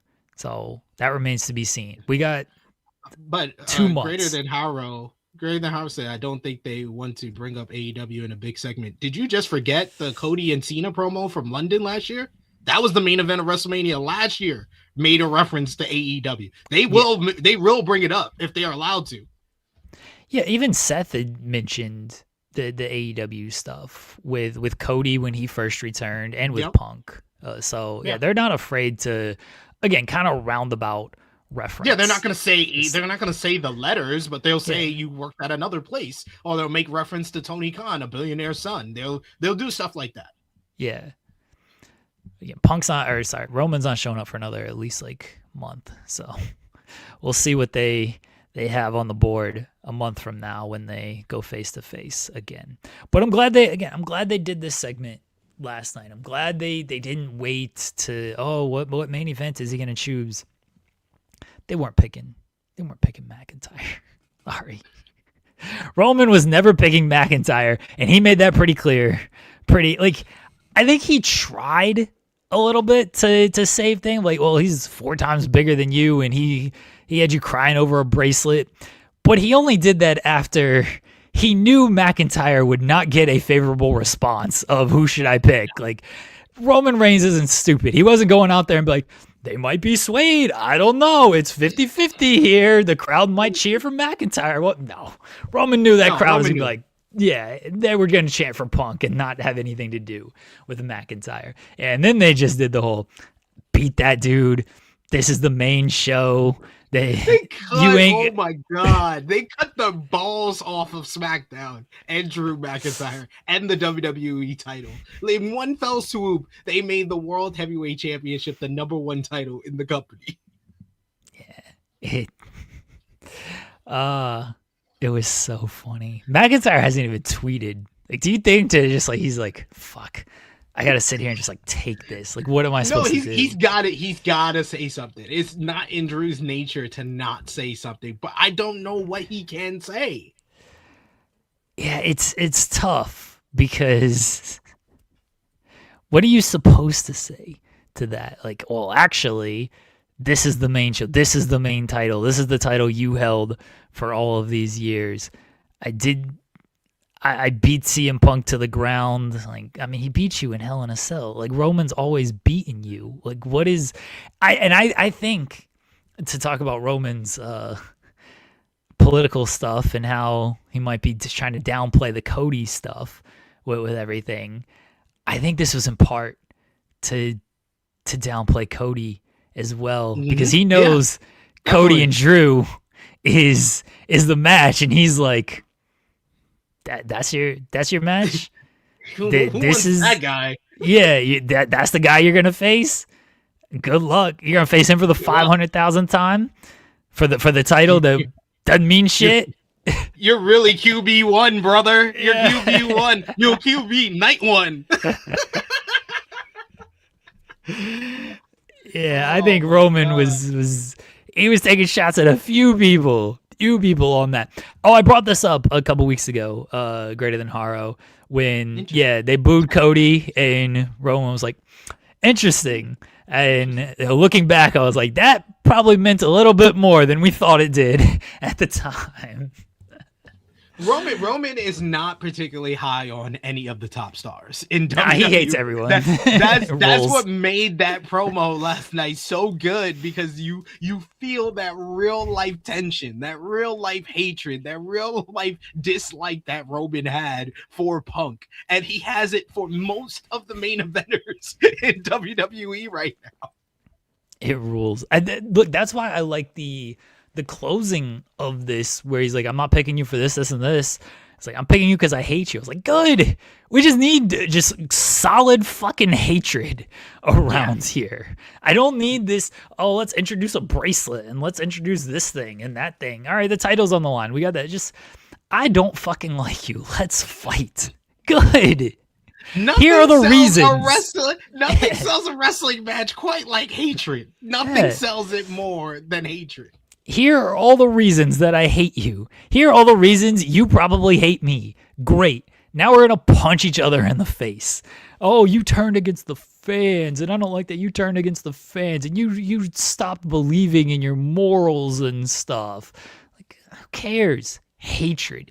Yeah, so people saying like Seth used the I hate you line. But you never felt it. You never felt it like last night. Seth can say it how many times he wants. It hit in 2023, but once you started hearing it in 2024, and then you started hearing it in 2025, that feud got stale probably after WrestleMania 41 last year. Like that, that it's only so long you can have that type of hatred. And also, it's just, I think a lot of y'all need to realize Seth is not even like number 3 on this roster. He's a 4, he's a 5, and positioning matters in all of this. Like, the reason why this hit is because you have the number 1 guy versus the number 2 or 3 guy in the company. That's why this hits, and that's why the star power was just on a whole nother level than everything else on that show last night. I think like this, it showed like, not only was this one of the best segments that WWE has done in over a year, but it also showed the staggering difference of star power between Roman and Punk and everyone else that was on the show last night. Yeah, I was gonna say the same thing when it comes to Seth. I like Seth more than most for personal reasons that I've explained before. Seth ain't on the level of Roman. Seth ain't on the level of Punk either. And I thought Seth's promos were good against Punk. They got long in the tooth because it became so repetitive with everything. And yeah, he used the hatred line. It just doesn't feel as believable. I was like, yeah, like, I believe you strongly dislike this guy. Seth feels, and this isn't it's going to sound like a knock on him. I'm not trying to knock Seth Rollins. Seth feels a little performative with stuff. And it's pro wrestling. You could be performative. It's fine. But he feels when it comes to the seriousness and the gravity of these kind of feuds, it feels like he is forcing that instead of just it being very natural. Where Roman, when he's out there, it feels very natural with the way with his delivery and the way he just acts with everything. And Seth just doesn't feel quite as natural. it basically the whole "I hate you" line from Seth.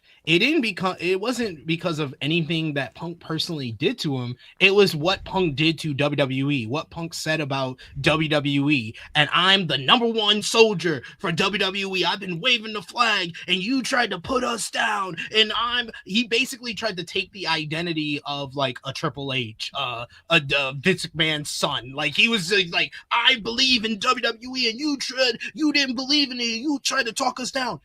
Roman addressed the real life personal thing that Punk did to his career, made his life tougher. He was trying to come up in WWE and be a top star. He got given the reins, and his job of being the next top star after John Cena was dramatically affected by Punk's comments on Colt Cabana's podcast. That is a real life hatred. There is nothing you can say that CM Punk actually did or said about Seth Rollins like he said about Roman Reigns. So that's why that comes off as performative, whereas Roman's comes off as this is real life that they're making into a work. Seth tried to bring up the whole, like, I looked up to Punk and, like, you left and you didn't, like, return text when, you know, we tried to reach out. It just, he's a bitter ex. He got flaked by his ex-boyfriend. He said, you didn't return any of my calls. I hate you. I hate you. You made fun of the place I work. Oh my God. Yeah. Seth was standing up for WWE, and Roman is standing up for himself. Of like, this fucking company wouldn't exist if me and my family wasn't running it right now. I ain't standing up for the company because you left the company. Now I'm standing up for me because you made things more difficult on me to boost the company. And then I finally was able to do it. And now you want to come back to all of this stuff. And that's the other thing with Seth as well, is Seth talking about like, oh, we kept grinding while you were away. And like, it's true. Like, yeah, Seth was there. He was a important player in the years when CM Punk was gone. He's never been number one. Yeah, he's never been number one. Though. Roman's been number one. Cody's been number one. His wife's been number one. Seth Rollins has never been the number one guy. And I see people greater than Haro saying, "Nah, I'm dying at the slander," but people will still hum that theme. You're not looking at two people who do that. I have a video online that went viral of me being in the crowd as everybody's humming his theme. I was just like, and I was the guy who was shooting in the gym for Tyler Black back in ROH. I told the story multiple times on True Ill Heat. I used to go to ROH shows in 2007, 2008 with Jimmy McArim, and Jimmy McArim and our boy Marcus Cash used to be like, oh, this guy's never going to make it, Tyler Black. I was like, Tyler Black's going to be in WWE, and he's going to be a big star for WWE. His body's going to fill out. He's going to be their type of star. He's got a great in-ring style. I was shooting in the gym for Tyler Black long before everybody else was. And I'm telling you, Tyler Black died a long time ago. Seth Rollins has become the number one Fed soldier. And I can't, there's something so performative about, that was the perfect word that you used to describe Seth Rollins. There's always something very performative about him trying to portray himself as the number one guy when he's never been the number one guy in this company. And it doesn't sit right with me. I love his work. I think he's a great worker. He's one of the best workers that's ever walked in to WWE. Don't get me wrong. But between his failed heel run in 2025 and just the performative nature of him trying to be like, I'm a leader here in WWE, and you just never have been that guy. You're a guy who's trying to portray himself as that guy, and you're not that guy. Yeah.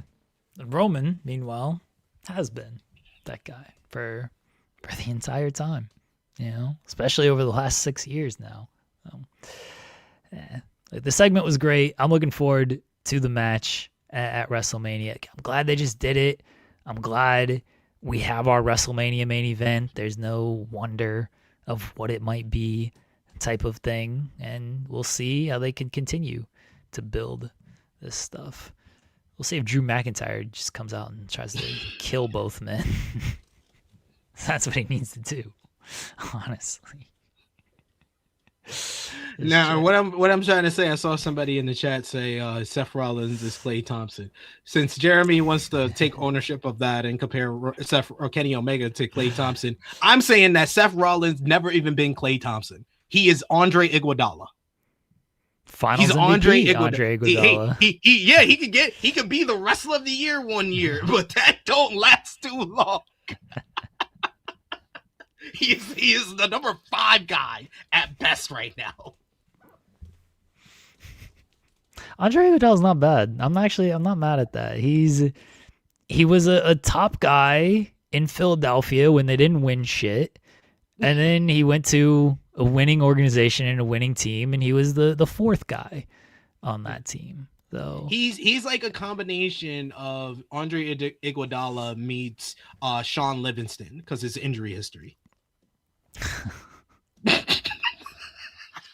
Never missed a mid-range, Sean Livingston, though. That man was money from mid-range. Never missed a midi. Hated him so much. Him and Maurice Spates. I swear they never missed against OKC. Even Zeno Hour gets it. Yeah, Iggy is a glue guy. Seth Rollins, glue guy. Yeah, There's nothing wrong with this. Just when I troll and call Kenny Omega Klay Thompson, there's nothing wrong with that. Seth Iguodala is a good comparison. I can respect that comparison. Oh, the rest of this show, other stuff. It happened. Yeah. Other stuff happened on this show, allegedly. Let's run through some stuff real quick. The main event, Stephanie Vaquer retained the title against Raquel Rodriguez in a street fight. That wasn't very good. Dude, it was good like halfway through. But they got 22 minutes. Who thought that was a good idea? Oh my God. Jeremy, I will say though, the final minutes of that matchup had me so stressed because I thought that WWE was going to listen to a couple of y'all idiots out there that were trying to push Raquel Rodriguez deserves to be women's world champion. What are we talking about? Like, I said this. I think we had the same conversation, Jeremy, when Maxine Dupree became WWE Women's Intercontinental Champion. Professional wrestling is not a freaking Pee-wee basketball league where you get a participation trophy for working hard and showing up.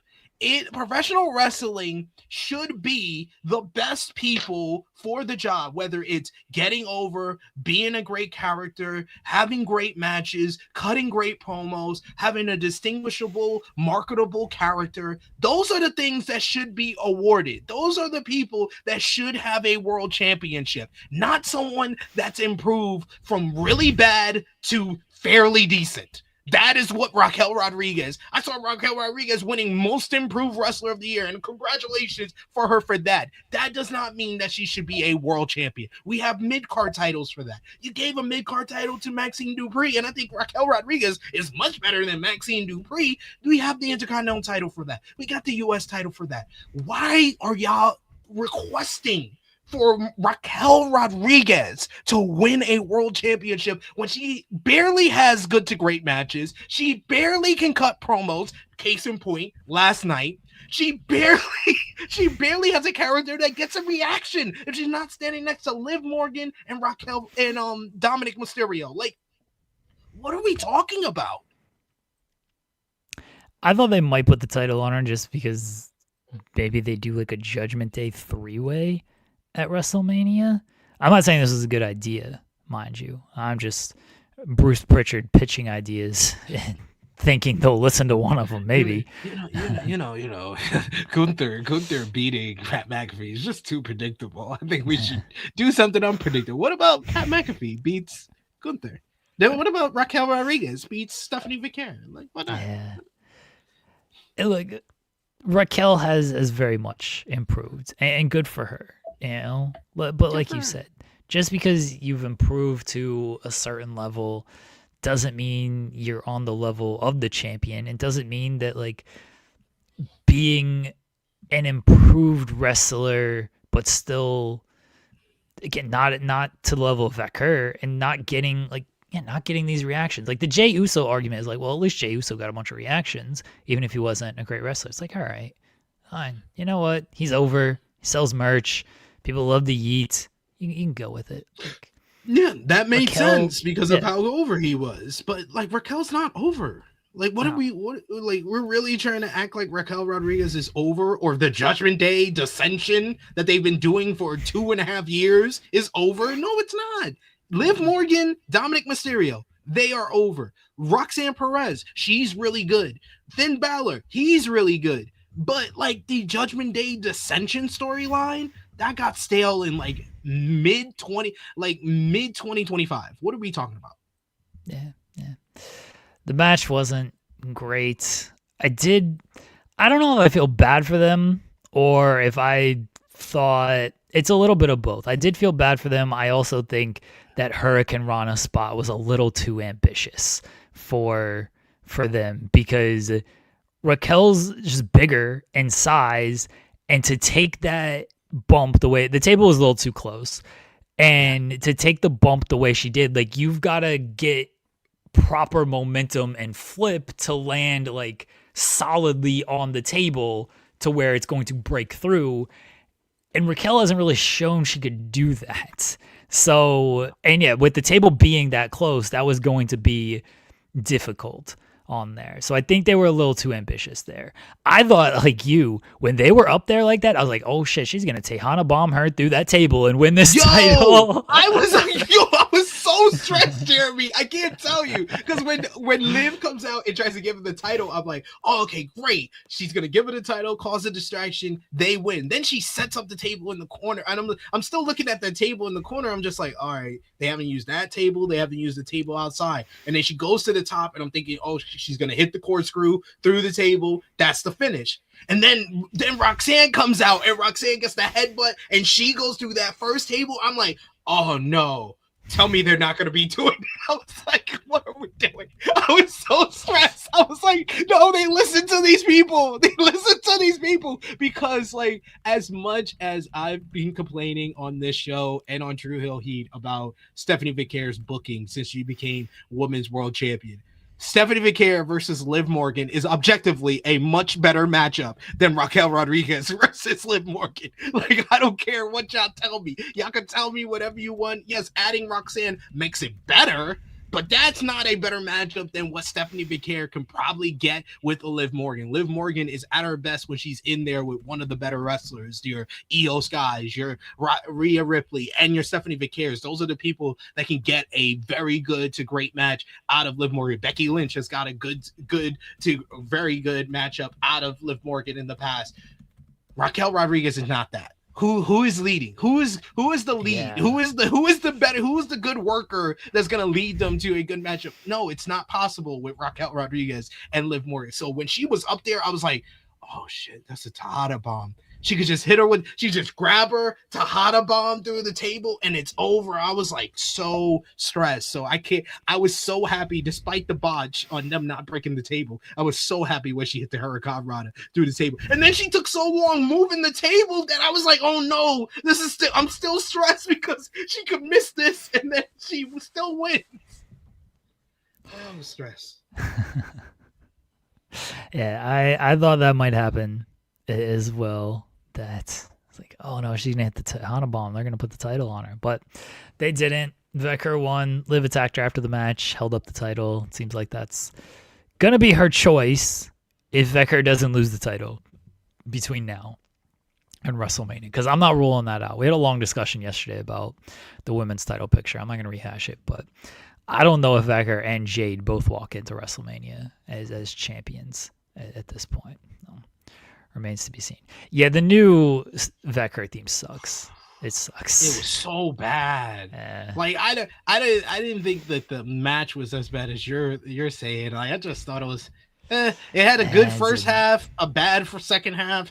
It was kind of like you said. It was way too long. Like yeah, it was just way too long. You know, everyone knows my sweet spot. 12 to 18 minutes.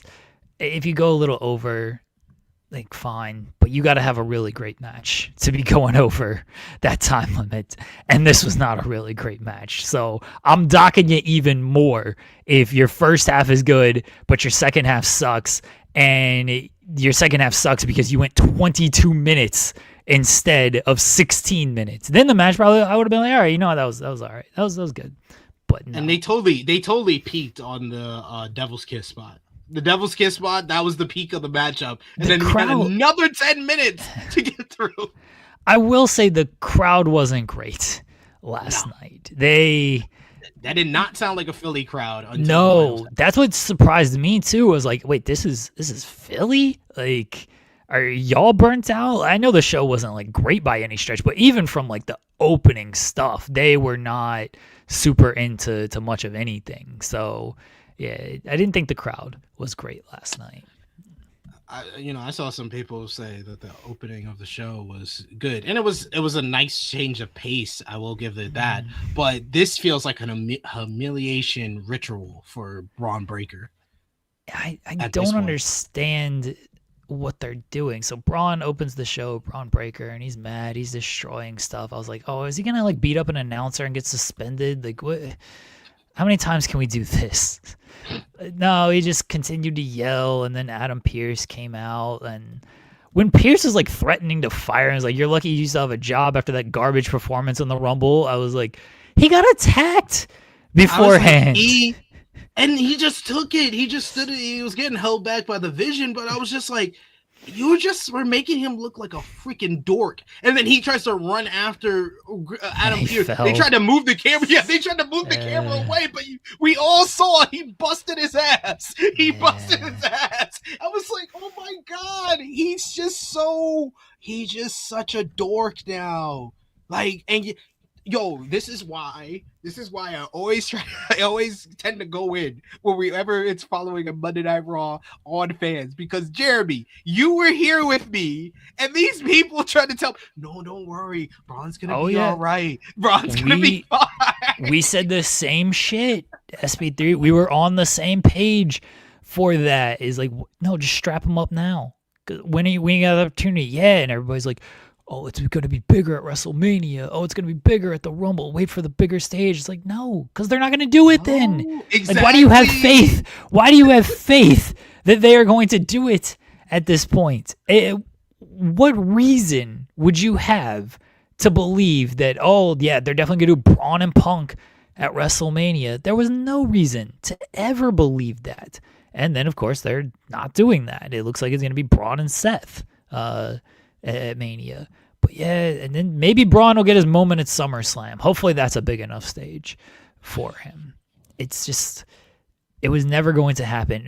Last night, I didn't like this segment really at all, outside of the fact that, like, all right, well, it's something different. Like, they're doing a little something different here. But I didn't think like anybody came off well during it. No. Again, why is Adam Pearce threatening to fire people for like having a poor performance?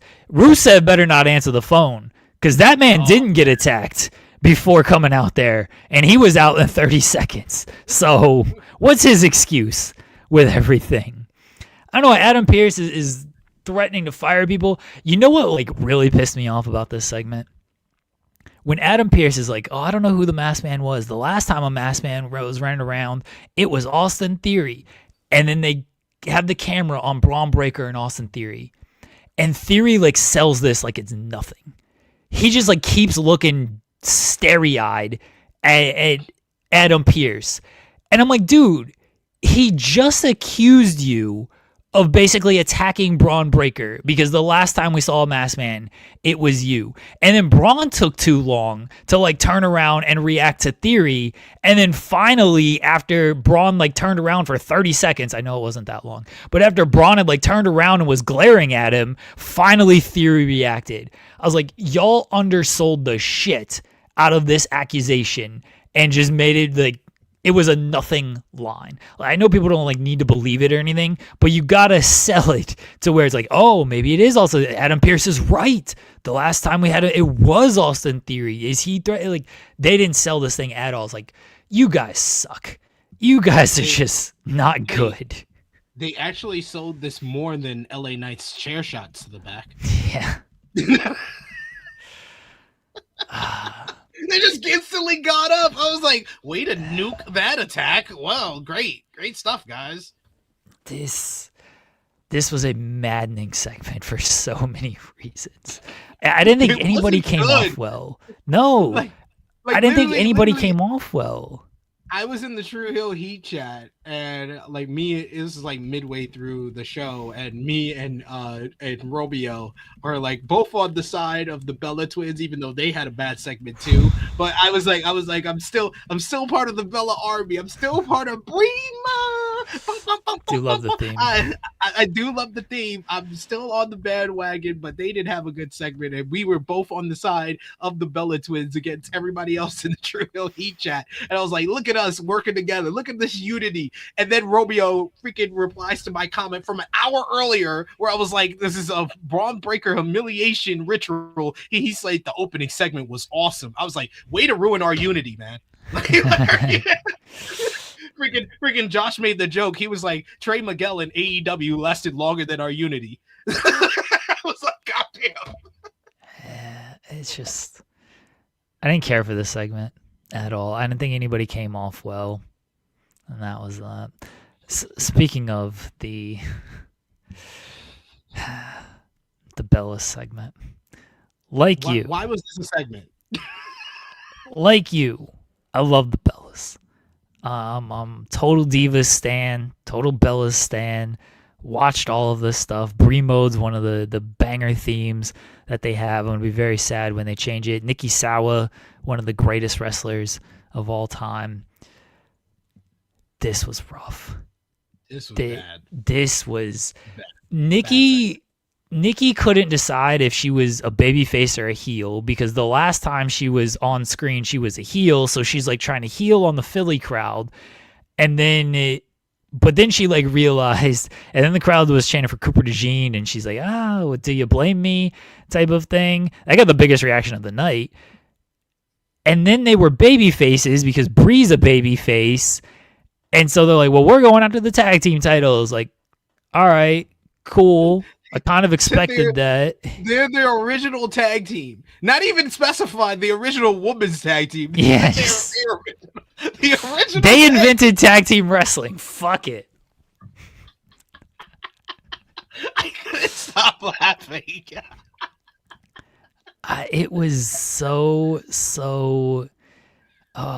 it was so rough, man. So I felt bad for him. I felt bad for him in the sense that they put Nikki in kind of a shitty spot because they did the heel turn and then they brought back Brie and she was always going to get cheered. So now you just have to babyface Nikki unless you make Nikki you make Brie a heel out of it, which they could have done. Brie could have healed on the crowd as well and kind of done the same act Nikki had done, and it could have maybe worked, but they didn't do that. That wasn't their direction. That wasn't their plan. I don't know what their plan was. But man, the layout was bad. The material was bad. It didn't work. It didn't work at all. And the delivery was bad. It was like, what was it, like 3 minutes? Yeah, it wasn't long. It felt like 20. It really felt like 20. I'm like, this thing is still going. And my wife is watching with me, and she's like, "Oh, yeah, they're not doing well, are they?" I was like, "No, they are not." Yeah, I thought this segment was 20 minutes, man. I thought it was 20 minutes. I was like, "Damn, can y'all end this? This ain't good right now." What was good? What was good? The only other good thing on this show, at least to me, I thought the Gunther segment was really good. Oh, he was great. Yeah, Gunther's great. Gunther's the best character right now, outside of like the main event players. Even though he's kind of a main event player, he just hasn't been positioned there since he's come back. But he's been featured in a prominent spot. But him trolling and being AJ Styles during his entrance, and then just laughing at the fans for falling for it, and then him murking Dragon Lee who attacked him. I'm glad like they did it like that because that's what should have been done. No offense to Dragon Lee, but like you're Dragon Lee, like you're not that important in the grand scheme of things. So him just like getting killed like that is what needed to happen off of this. I did love him doing like AJ's entrance because he was doing Bailey's version of AJ's entrance. You see the Bailey video when she was doing it? That's what he was doing. He's like, I'm going to do Bailey's version of this and just over the top and dramatic and everything. I thought that was great. It is very funny like seeing Gunther like hamming it up and smiling because he's such, the maddest sacred type of person. And it's like, oh, Gunther is doing like trolling now. All right, sure. I feel like they saw the Gunther video where he's dancing to Brie mode and they're like, all right, you know what? Gunther can have some fun out here. Let's turn this into something instead of just serious Gunther the entire time. And that's why I'm glad like they did the Dragon Lee stuff the way they did, because you don't need to be like jokey Gunther. I don't need that. Like it works for a little while, but that's not who he is. But doing, all right, yeah, I can joke when I need to, and then, oh wait, you're like threatening me? You think I'm in the wrong, or you're stepping to me? Nah, you're dead. I'm just killing you now. Like let's do not take my smile for weakness out here. I'm still the dude who's putting you out. So I thought that was a great segment. Yeah, he put Dragon Lee to sleep. He caught a body, just hung him up off the apron. That was just great stuff. Great stuff. Yeah, Gunther was the highlight of the show before the main event segment on this. So I'm enjoying it. I'm interested to see where we're going with Gunther for WrestleMania. I know he eliminated Randy Orton from the Royal Rumble, so that led to people being like, oh, maybe he faces Orton. There was the rumor that he was supposed to be facing Brock Lesnar at WrestleMania, but I don't see how you can turn Brock Lesnar babyface between now and WrestleMania. So I don't know where they're gonna go with him. He just comes out. He needs to be in an important match. Brock Lesnar just comes out and he says, I invented tag team wrestling and I'm going after Gunther. Hey, for all the criticism we just gave to the Bella Twins segment, man, the fans are reacting to Brie Bella like she's Michael Jackson. Did you see that lady in the crowd they crying? Were crying? Yeah, hell yeah, as they should be. It's Brie mode. That's what should be happening. That's how the Bellas should be reacted to. They rule. Absolutely rule. It's Brie Bella. Look, we ain't making fun of the Bella Army. They got shooters in the Bella Army, okay? No, I agree. This is how you should react to Brie mode. This song is a hit. It's a hit. It's a 10 times platinum at this point. Bella Army is the original stands out here. We ain't fucking with them, all right? Like, y'all think the crew is bad? Y'all want nothing with the Bella Army compared to the crew. Okay. You don't know nothing about the Bella Army. I know about the Bella Army because I was shooting in the John Cena gym back in 2012 when Total Divas first came out, and I was the guy who was online and being like, John Cena's my hero. He came up with cohabitation agreements. I'll never let a woman stay in my house without signing a cohabitation agreement. And I pissed off so many Bella Army fans. Like, how can he do that to Nikki? They don't fuck around, man. They do not fuck around when it comes to this stuff. So, Obafemi destroyed the War Raiders. Okay, fine. You know, like this. I saw someone in the chat that was like, when I mentioned that the overwhelming star power of Punk and Roman dwarfed everybody else on the show, and I'm saying this as someone who's a big Obafemi fan. I've been a fan of Obafemi since the Breakout tournament. I did include Obafemi in that statement because they gave him the same introduction on Monday Night Raw that Rusev got last April. Rusev came out and beat up a tag team and laid them out and looked strong. That is what they did for Obafemi. There is no direction. There is no direct. Like, you have to be intentional with how you're introducing a guy. Like, yeah, he got the big highlight package, featuring, he was kind of the highlight of the new stars that were in the Royal Rumble. But it is just so much basically tell you instead of show you.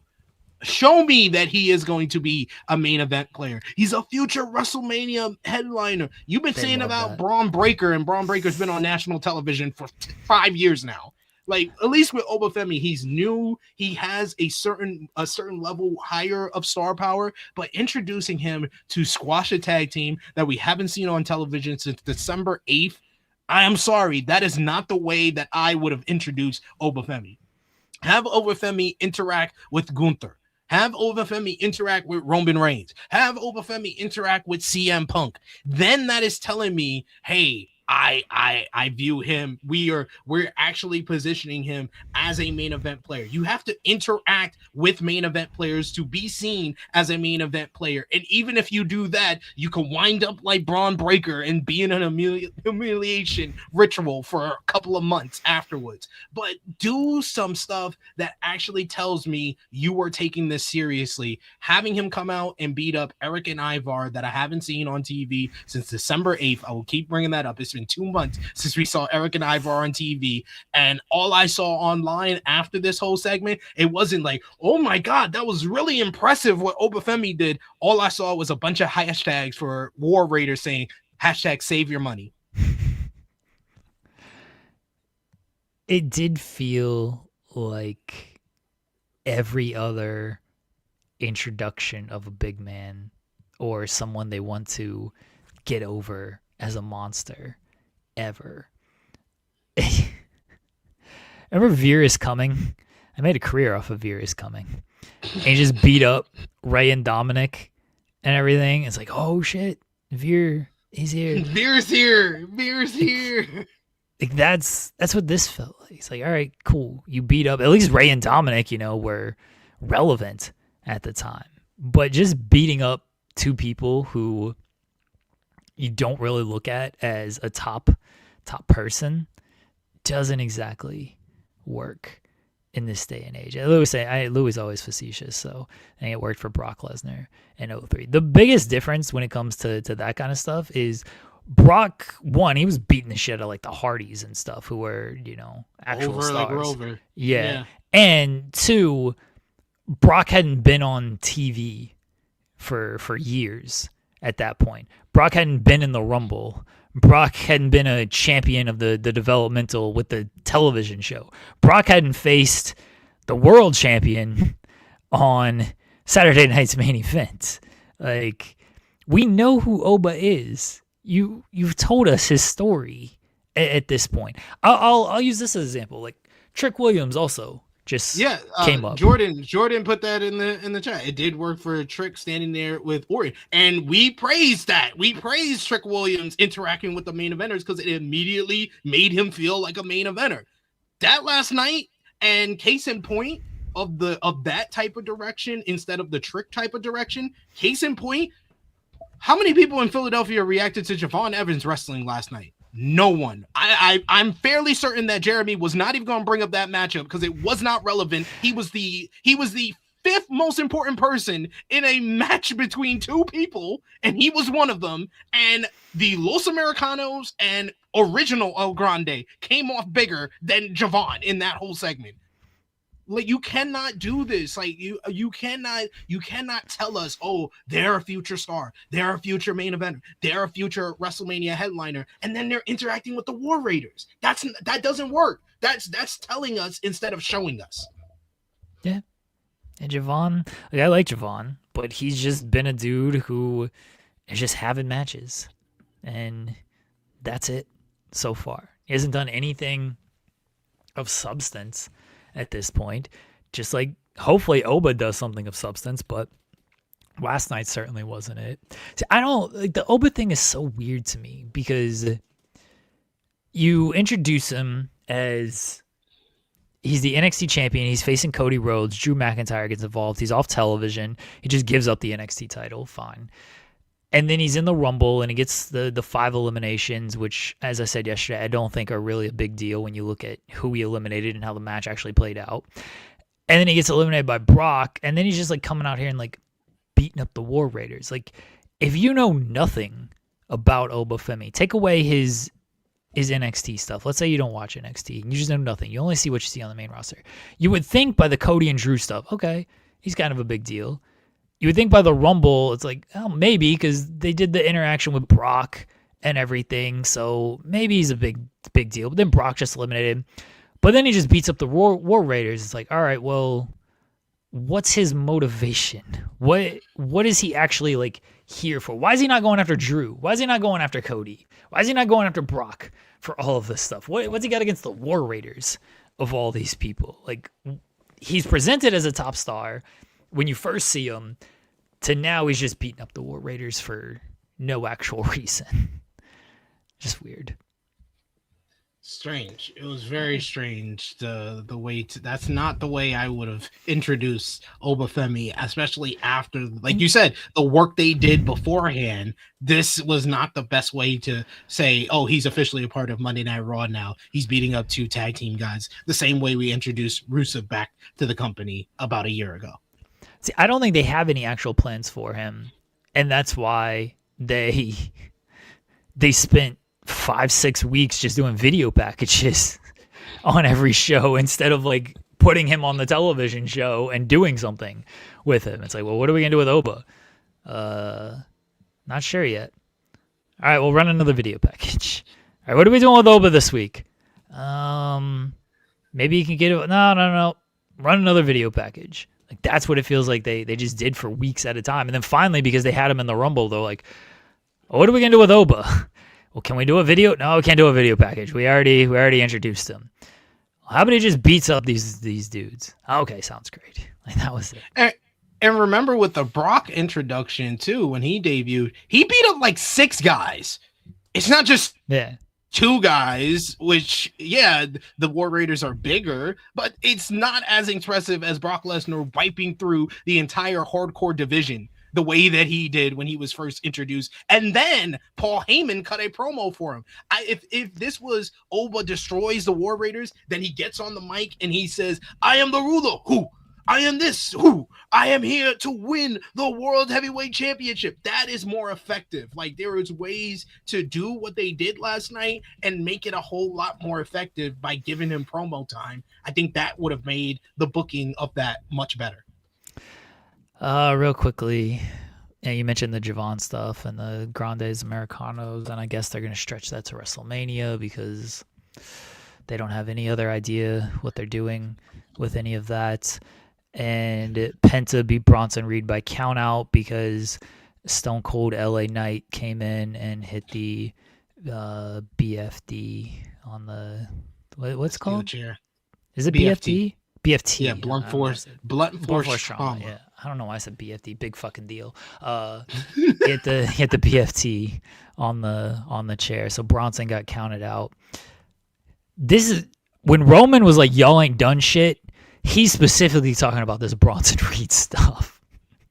Yo, he's pissed.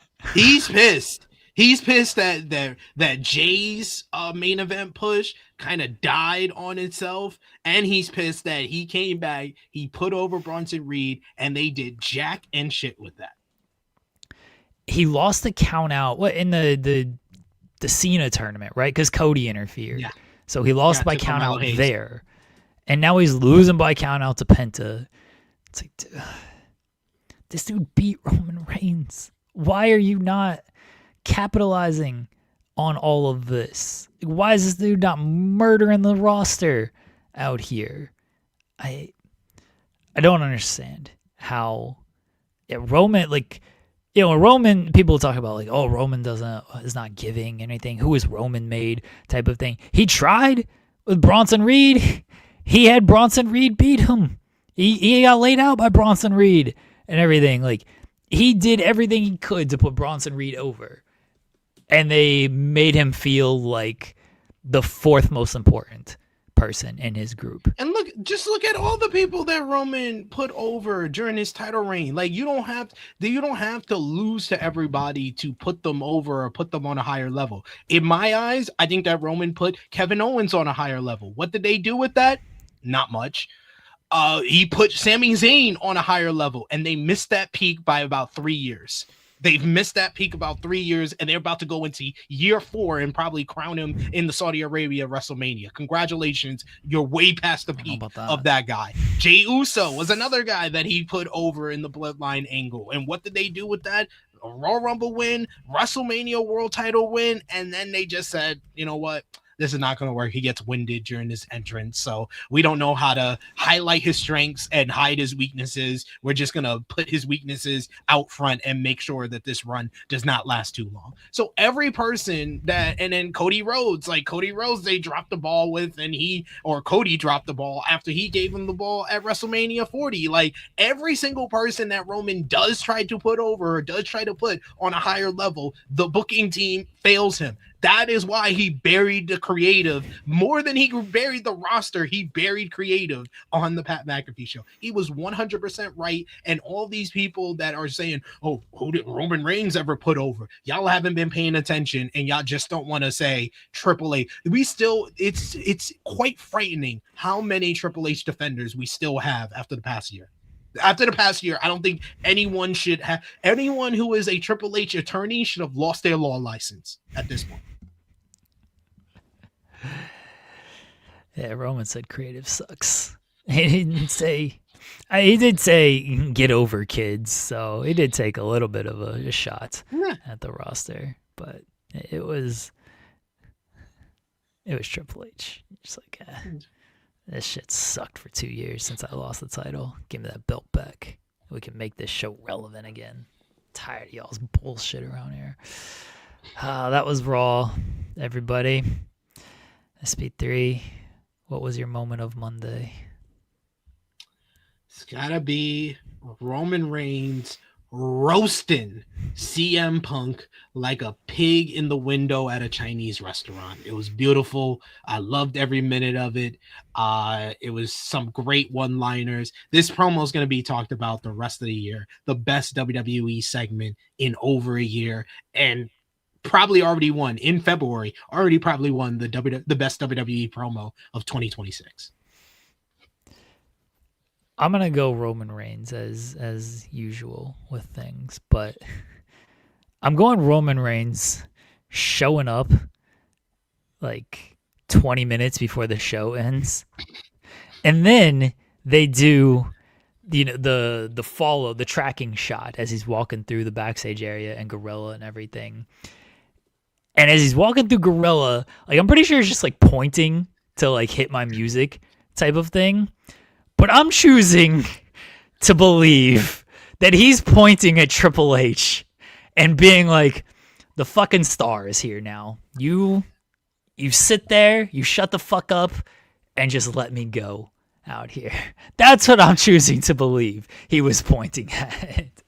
I'm really hoping that Unreal Season 4 has the backstage after this segment, and he walks backstage and he just looks at Triple H and he's like, my work here is done. I'll see you in March. And he just walks right back to his car and pulls up and then goes home. I'm choosing to believe he's just like, you sit down, you shut up. The tribal chief has arrived. Don't be producing me or anything. Don't be in my ear. Don't tell the cameraman to tell me some bullshit. Just let me go out there. All right. I'll do me. In other wrestling news, Hiromu Takahashi is leaving New Japan. I think we kind of saw this coming. And now it is official that New Beginning in Osaka will be his last match. With New Japan, he's going to team with Taiji Ishimori, and that'll be it. One of the greatest, arguably, I think there's an argument for greatest Super Junior, but Jushin Liger still exists, so it's tough. But certainly Hiromu is up there. Top 3 all time, in my opinion. I think it's Jushin Thunder Liger, the OG Tiger Mask, and Hiromu Takahashi. Hiromu Takahashi's been really a mainstay of New Japan Pro Wrestling ever since he made his return before, I believe it was Wrestle Kingdom 11, where he made his return to the company after his run as a young lion. I've been watching like older New Japan stuff from the early 2010s, and you could see him at ringside as a young lion, earning his stripes. I remember when he was in Ring of Honor as Kamatashi, when he was over there on excursion in the United States. And then I heard about his run in Mexico with Dragon Lee when he started one of his best rivalries of his career with Dragon Lee for CMLL, and they were tearing it up over there. And then eventually he comes to New Japan in 2016, and he really took the torch left behind by Kushida. Kushida was the mainstay of the junior heavyweight division, and through their rivalry in 2017, Hiromu became the ace of the junior heavyweights. He would go on to win the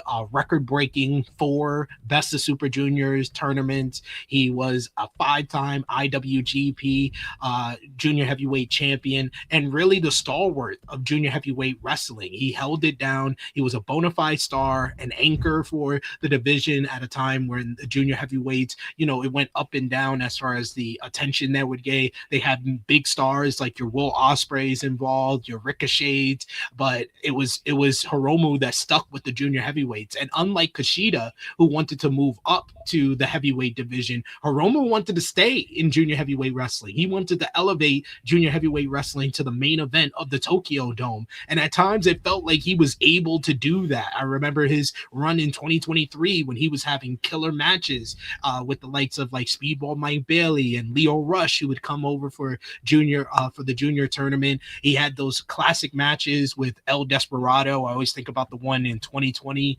the Best of Super Junior final, where he ripped off Desperado ripped off his mask and had that great moment against him. Some of the greatest junior heavyweight matches of all time. Him and Will Ospreay in the Tokyo Dome in 2019.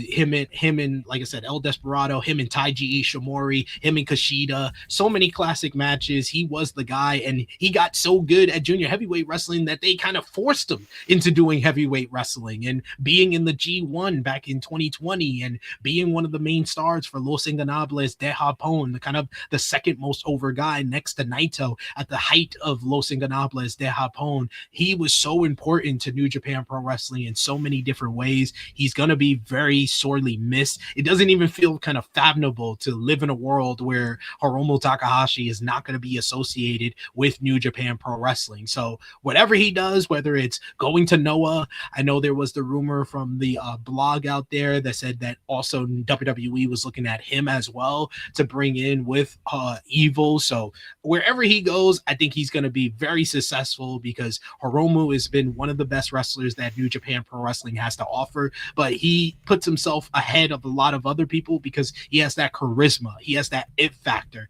He has that wild man persona, the ticking time bomb. He's so great in so many different ways. He's going to be great no matter where, but it was really the right time for him to make the move to see what he can do outside of New Japan Pro Wrestling, but it's also the right time for New Japan to kind of let him go and rebuild their junior heavyweight division. Their junior heavyweight division is in dire straits right now, and they really need to focus on the newer stars. Your Master Wato, who's currently getting a push and about to challenge Doki for the IWGP Junior Heavyweight Championship. Your Kosei Fujitas, most of all, Kosei Fujita, who won the Best of Super Juniors tournament last year. You got Francisco Akira for United Empire, who's currently getting a push, and he can kind of represent the Gaijin side of the junior heavyweight wrestling in New Japan Pro Wrestling right now. And then they have some 2 key young lions in the junior heavyweight division that can really kind of propel this to higher heights as well, with Shomo Kaito, who is just in the Young Lions Cup, and most of all, Daike Nagai, who's been one of the best young lions that New Japan has had in years. He just feels like a guy that doesn't need an excursion, doesn't need to go away. They announced this morning that Morishima and Kaito are going on excursion, and they're probably going to Mexico. But Daike Nagai is already a part of Unbound Company with Yota Tsuji and the rest of the older LIJ and Bullet Club War Dogs guys. He's got that level of charisma and that connection with the audience that can really propel him to be one of those stalwarts and fill in the void that's going to be left behind by Hiromu Takahashi. So I know from the outside looking in, for a lot of fans, I've been seeing it multiple times, whether it's True Hill Heat Chat or social media or even our chat today, that this theory of, New Japan is losing all their stars. They're losing a lot of stars, don't get me wrong, but they're losing stars that have done everything they can in the junior heavyweight division, really. So, and if you are asking, you think Master Wato is good, Zeno Hour, you don't know shit. And I've already established that throughout the rest of this 2 hours.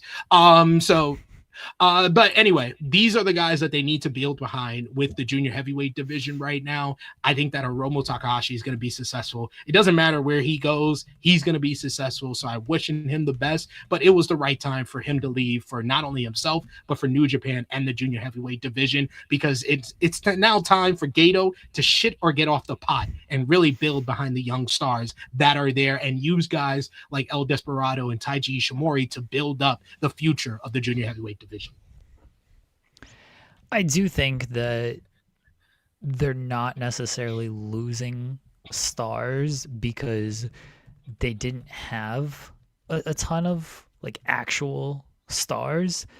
Hiromu's great, don't get me wrong, but like you said, he's kind of done everything, and if he wasn't going to move up to heavyweight, then you're just going to put the title back on Hiromu, the junior heavyweight title. It's like, feels like you could do something better than that.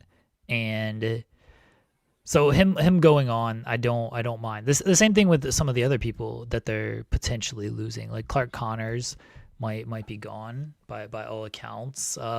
David Finlay, we shall see. Obviously Evil is leaving. Like, these are guys that they're good wrestlers to have in the company, but like Evil and Hiromu have kind of done everything. Connors and Finlay, I think they were just always going to be in one spot. That could you have elevated David Finlay at some point? Yes, but yeah. I don't think they were ever going to do that. Connors, I think, was just always going to kind of be in one spot. And look, if Finlay stays with or if Finlay goes to AEW, and if Clark Connors is going to AEW, like the New Japan stuff is still a possibility for them anyway. So yeah, I don't mind the people that they're losing, because they're losing people that have kind of done everything, or that they seemingly had no plans to elevate. And now you actually got to get other people in these spots, and we'll see if they actually do that. I take umbrage with your Hiromu will be successful anywhere, because if he goes to WWE, they're going to think he's Ikemenjaro and give him a colorful jacket, and I don't know if that's going to work out for him. Yeah, I would I would pray. Ikemenjaro references, everybody. Yo, that was wild. I would pray for Hiromu if he chose to go to WWE, because he doesn't have the body type that WWE would see a star in him. Yeah, I always worry about anybody that's going to WWE, honestly. I mean, like, they had Kushida, and kind of saw what they did with him. So jacket time. Yeah. Jacket time. I just don't trust them to actually pull off, or to actually like do good by these people, honestly. I know Tony Khan loves them. Like, Tony Khan always gets him on the Forbidden Door shows any way he can. So I do think AEW would make a strong play for him. It's just a matter of, what he wants to do. We'll see. We gotta see. We gotta see what happens there. I haven't really liked the usage of a lot of guys that go from New Japan to WWE in quite some time. We're a long way off of AJ Styles, Nakamura, or Balor. And more often than not, it's Kushida, it's JC Mateo, it's Tama Tonga, Tonga Loa, and it's just like, you are either going to be a lackey to someone lower on the card, or you're going to be in NXT, and we're not going to use you that much. Who was the last time that was Balor? Was he no, the last? No, AJ and Nakamura were after Balor. Really? Yeah, Balor came over in the end of 2014. Oh man, it's been that long. Mm-hmm. Yeah, I'm terrible with timelines. Like, I knew it was Nakamura and AJ in 2016 because they just celebrated the whole 10-year thing. I thought Balor was after them, but obviously I believe you that he was before. All right, so AJ was the last good one then from New Japan? Like, Yeah. There's got to be someone we're missing, right? They got Good booked Brothers? on the main roster. Well, like Good AJ's Brothers? like the standard bearer. Yeah. Good Brothers, they went straight to the main roster and they won a few tag team titles, but they were never the number one tag team in WWE. I did love. I know they've aired this video package before, but last night when they do the Finn Balor video package and he's a heel and everything, and it's like, okay, NXT taught me how to be a superstar. Yes, and then they do the NXT video package and he's a babyface. His whole thing of before NXT, I was just having matches for the sake of matches and not like doing stories. Like, you fucking founded the Bullet Club. What are we talking about? You weren't doing stories out here. It's literally one of the greatest wrestling stories of all time that's still, I mean, up until basically this year, still had life and legs to it. What do you mean you were just going out there wrestling and doing matches and everything? But it seems like Tony Khan's like, I'll pick up this ball and I'll do this because we had the report from Fightful Select, the best $7.99 in the game, where they said that Clark Connors is expected to be signed by there, and them signing Clark Connors potentially in talks with Gabe Kidd is leading them to have more interest in David Finlay, and maybe Tony Khan throws him an offer. They got the money they were going to offer the Powerhouse Hobbs to use apparently. They got that money. They might have Jericho money being freed up there. Yeah. Like, yeah, we're good. We're good. We got talent coming in. Yeah, the Balor. It was not only, and then on top of that, like, oh, he's a heel in one video package and a baby face in another video package. Like, can y'all decide? Are y'all dumb? One from these people? Are y'all dumb? Like, what are we doing out here? All right. Anything else from the world of wrestling, SP3? I think the only last thing from New Japan is the announcement last night that Athena will be challenging Shuri for the IWGP Women's Championship at NJPW New Beginning USA. Yeah, it's been a while since like a match announcement got me excited, and that definitely got me excited. On Thursday, I don't know, either Thursday or Tuesday, next Tuesday, we'll do a preview for New Beginning in Osaka because I'm really looking forward to that show, especially the IWGP Tag Team Championship matchup with the Knockout Brothers versus Yuya Uemura and Shota Umino. I think that's going to steal the show. We'll probably do that next Thursday because wait, Tuesday. It's Tuesday. Wednesday. Yeah, Tuesday. Sorry. Okay, the show's on Wednesday. Sorry. Mm-hmm. I thought you said next Thursday. Like Thursday, we got too much NBA trade deadline to talk about. That's true. So, yeah.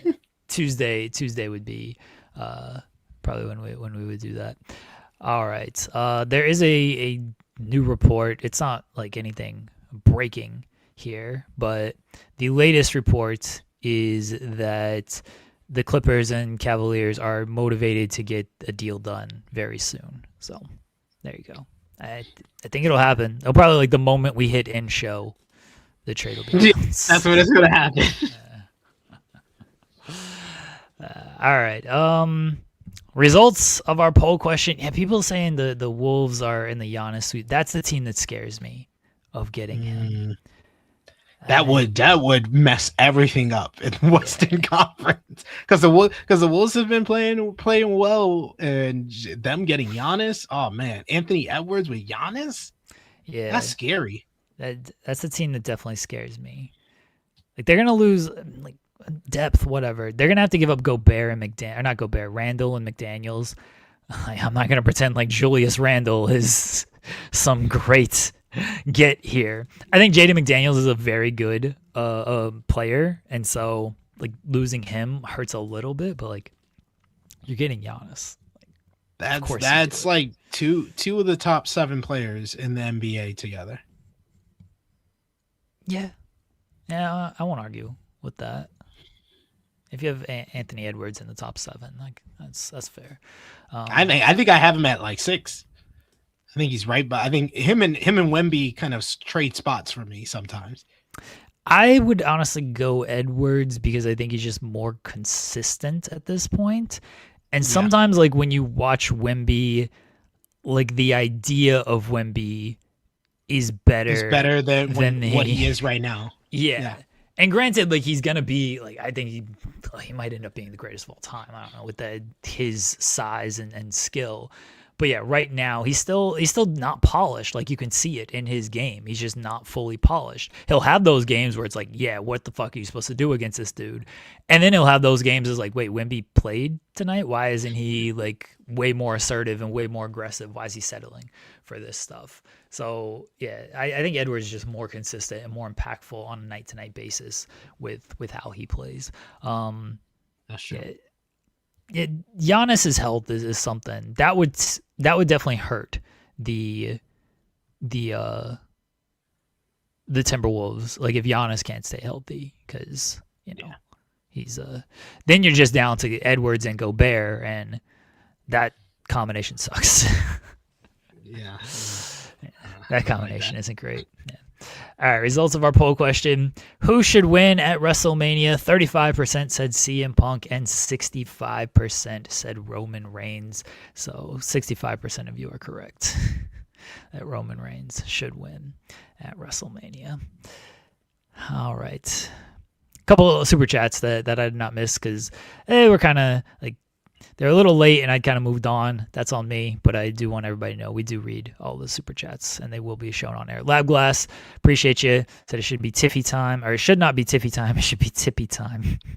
Yeah, that's true. Tippy time. Sound like Pootie Tang. Sign your pity on the Tippy time. Good shout, Pootie Tang. Yeah, it would be Tippy time if you're wearing those Tiffany Stratton boy shorts out there.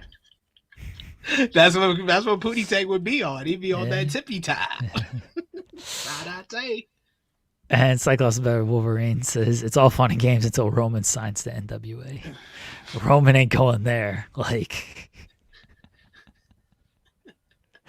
if there's one place Roman's not going, it would be NWA, right? Like, I feel he'd be more likely to show up in GCW than NWA.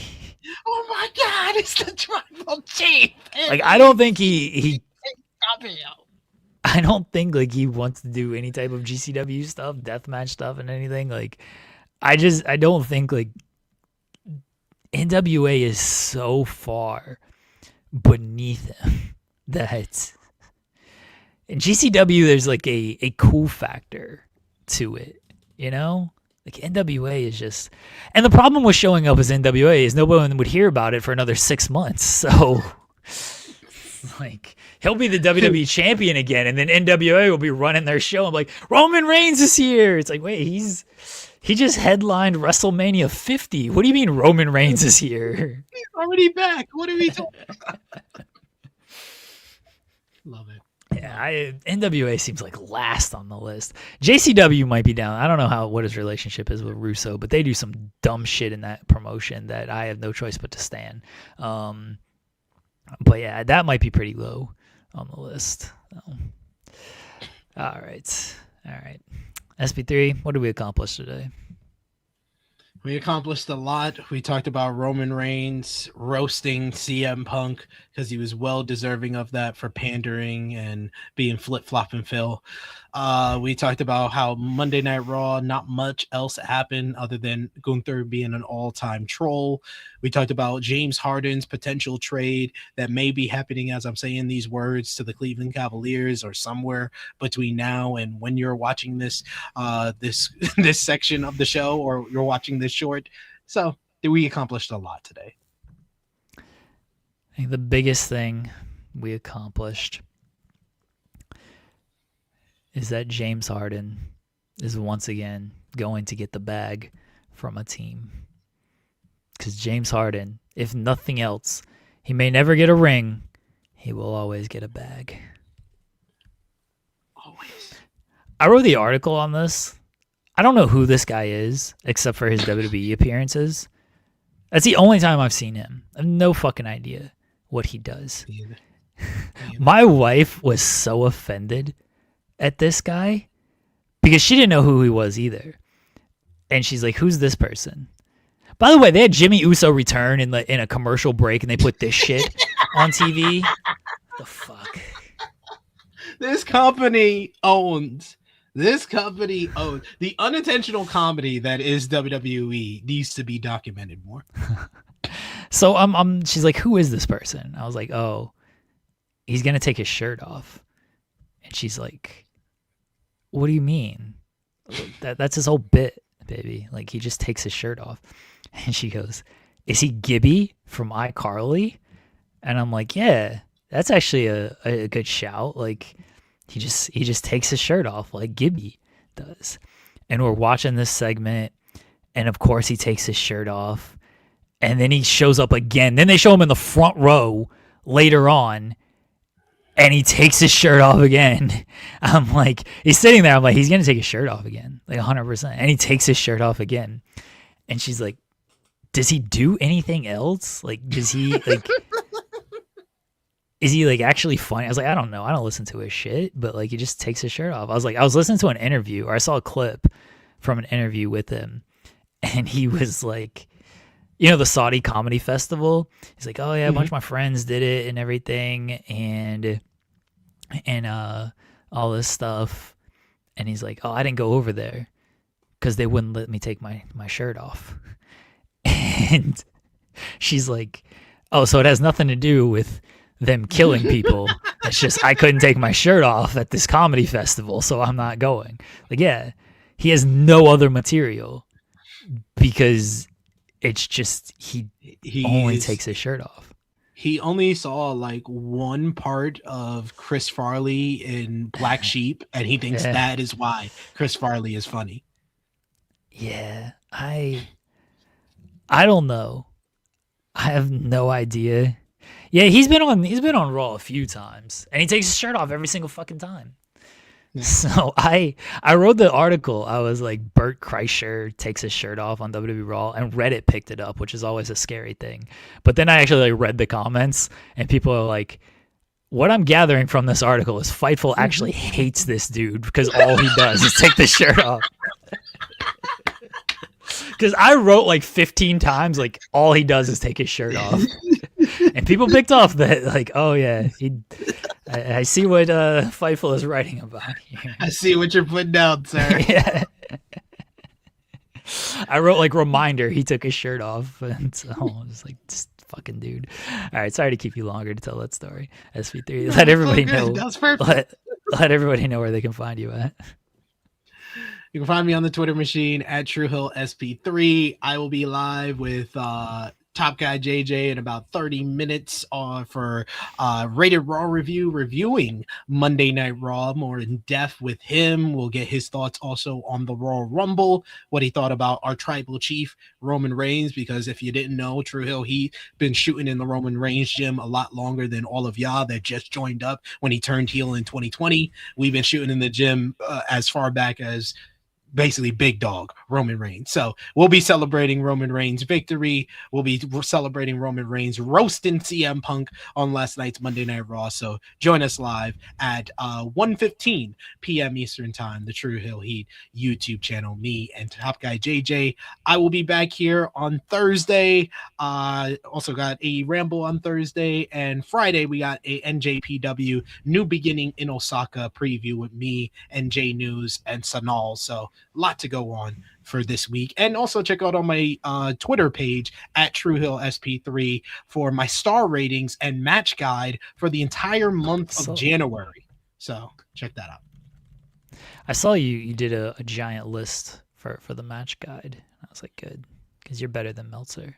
I always say it. Tomorrow, we gotta get more traction. We gotta get people to like and retweet it so I can bypass Meltzer and be the standard bearer of star ratings.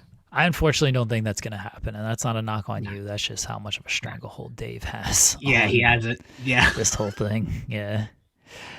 Tomorrow, Joel and I will be back to talk about NXT and the new champion that they crown in a ladder match because they have no original ideas and they always must do a ladder match. Keanu Carver. Let's give it up for black men who have been institutionalized like Keanu Carver. He just came out of jail, so we got to give him the support. They didn't do a Black History Month video package last night, did they? Nope. Nope. And they won't for the next 27 days. Yeah, they didn't do a tweet either. I love AEW. Like the moment that clock struck midnight on February 1st, like Black History, baby, we're here, celebrate Black History. like 9 champions within ROH AEW, 9 champions. Oh, African American, let's go. Even Mark Henry, WWE shill extraordinaire, had to be like, you know what? Respect to AEW for that. That tweet, I swear it went up at midnight on February 1st.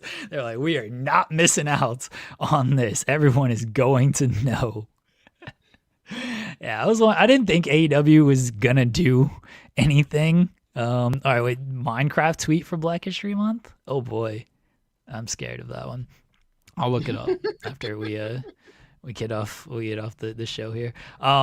But Joel and I will talk about NXT, the fallout. We will have, so tomorrow's poll question will be, what gift should we get King Potate? That'll be the poll question for tomorrow. I think we've kind of narrowed it down to, I'm not going to get you WWE Groom socks, because I do think that's a little mean. We're going to go TNA hat. We're going to go the Tiffy Time boxers, or the Tiffy Time boy shorts. And then we'll come up with 2 more tomorrow, because Joel will have some ideas, I'm sure, as well, and we'll spend more time like searching because we'll have more time tomorrow. So that'll be the poll question for tomorrow. King Potate, your gift will be decided on tomorrow, and we'll order that on air as well. All right, folks, appreciate y'all. We'll catch y'all tomorrow. Until then, take care. Enjoy your evening. Bye, everybody.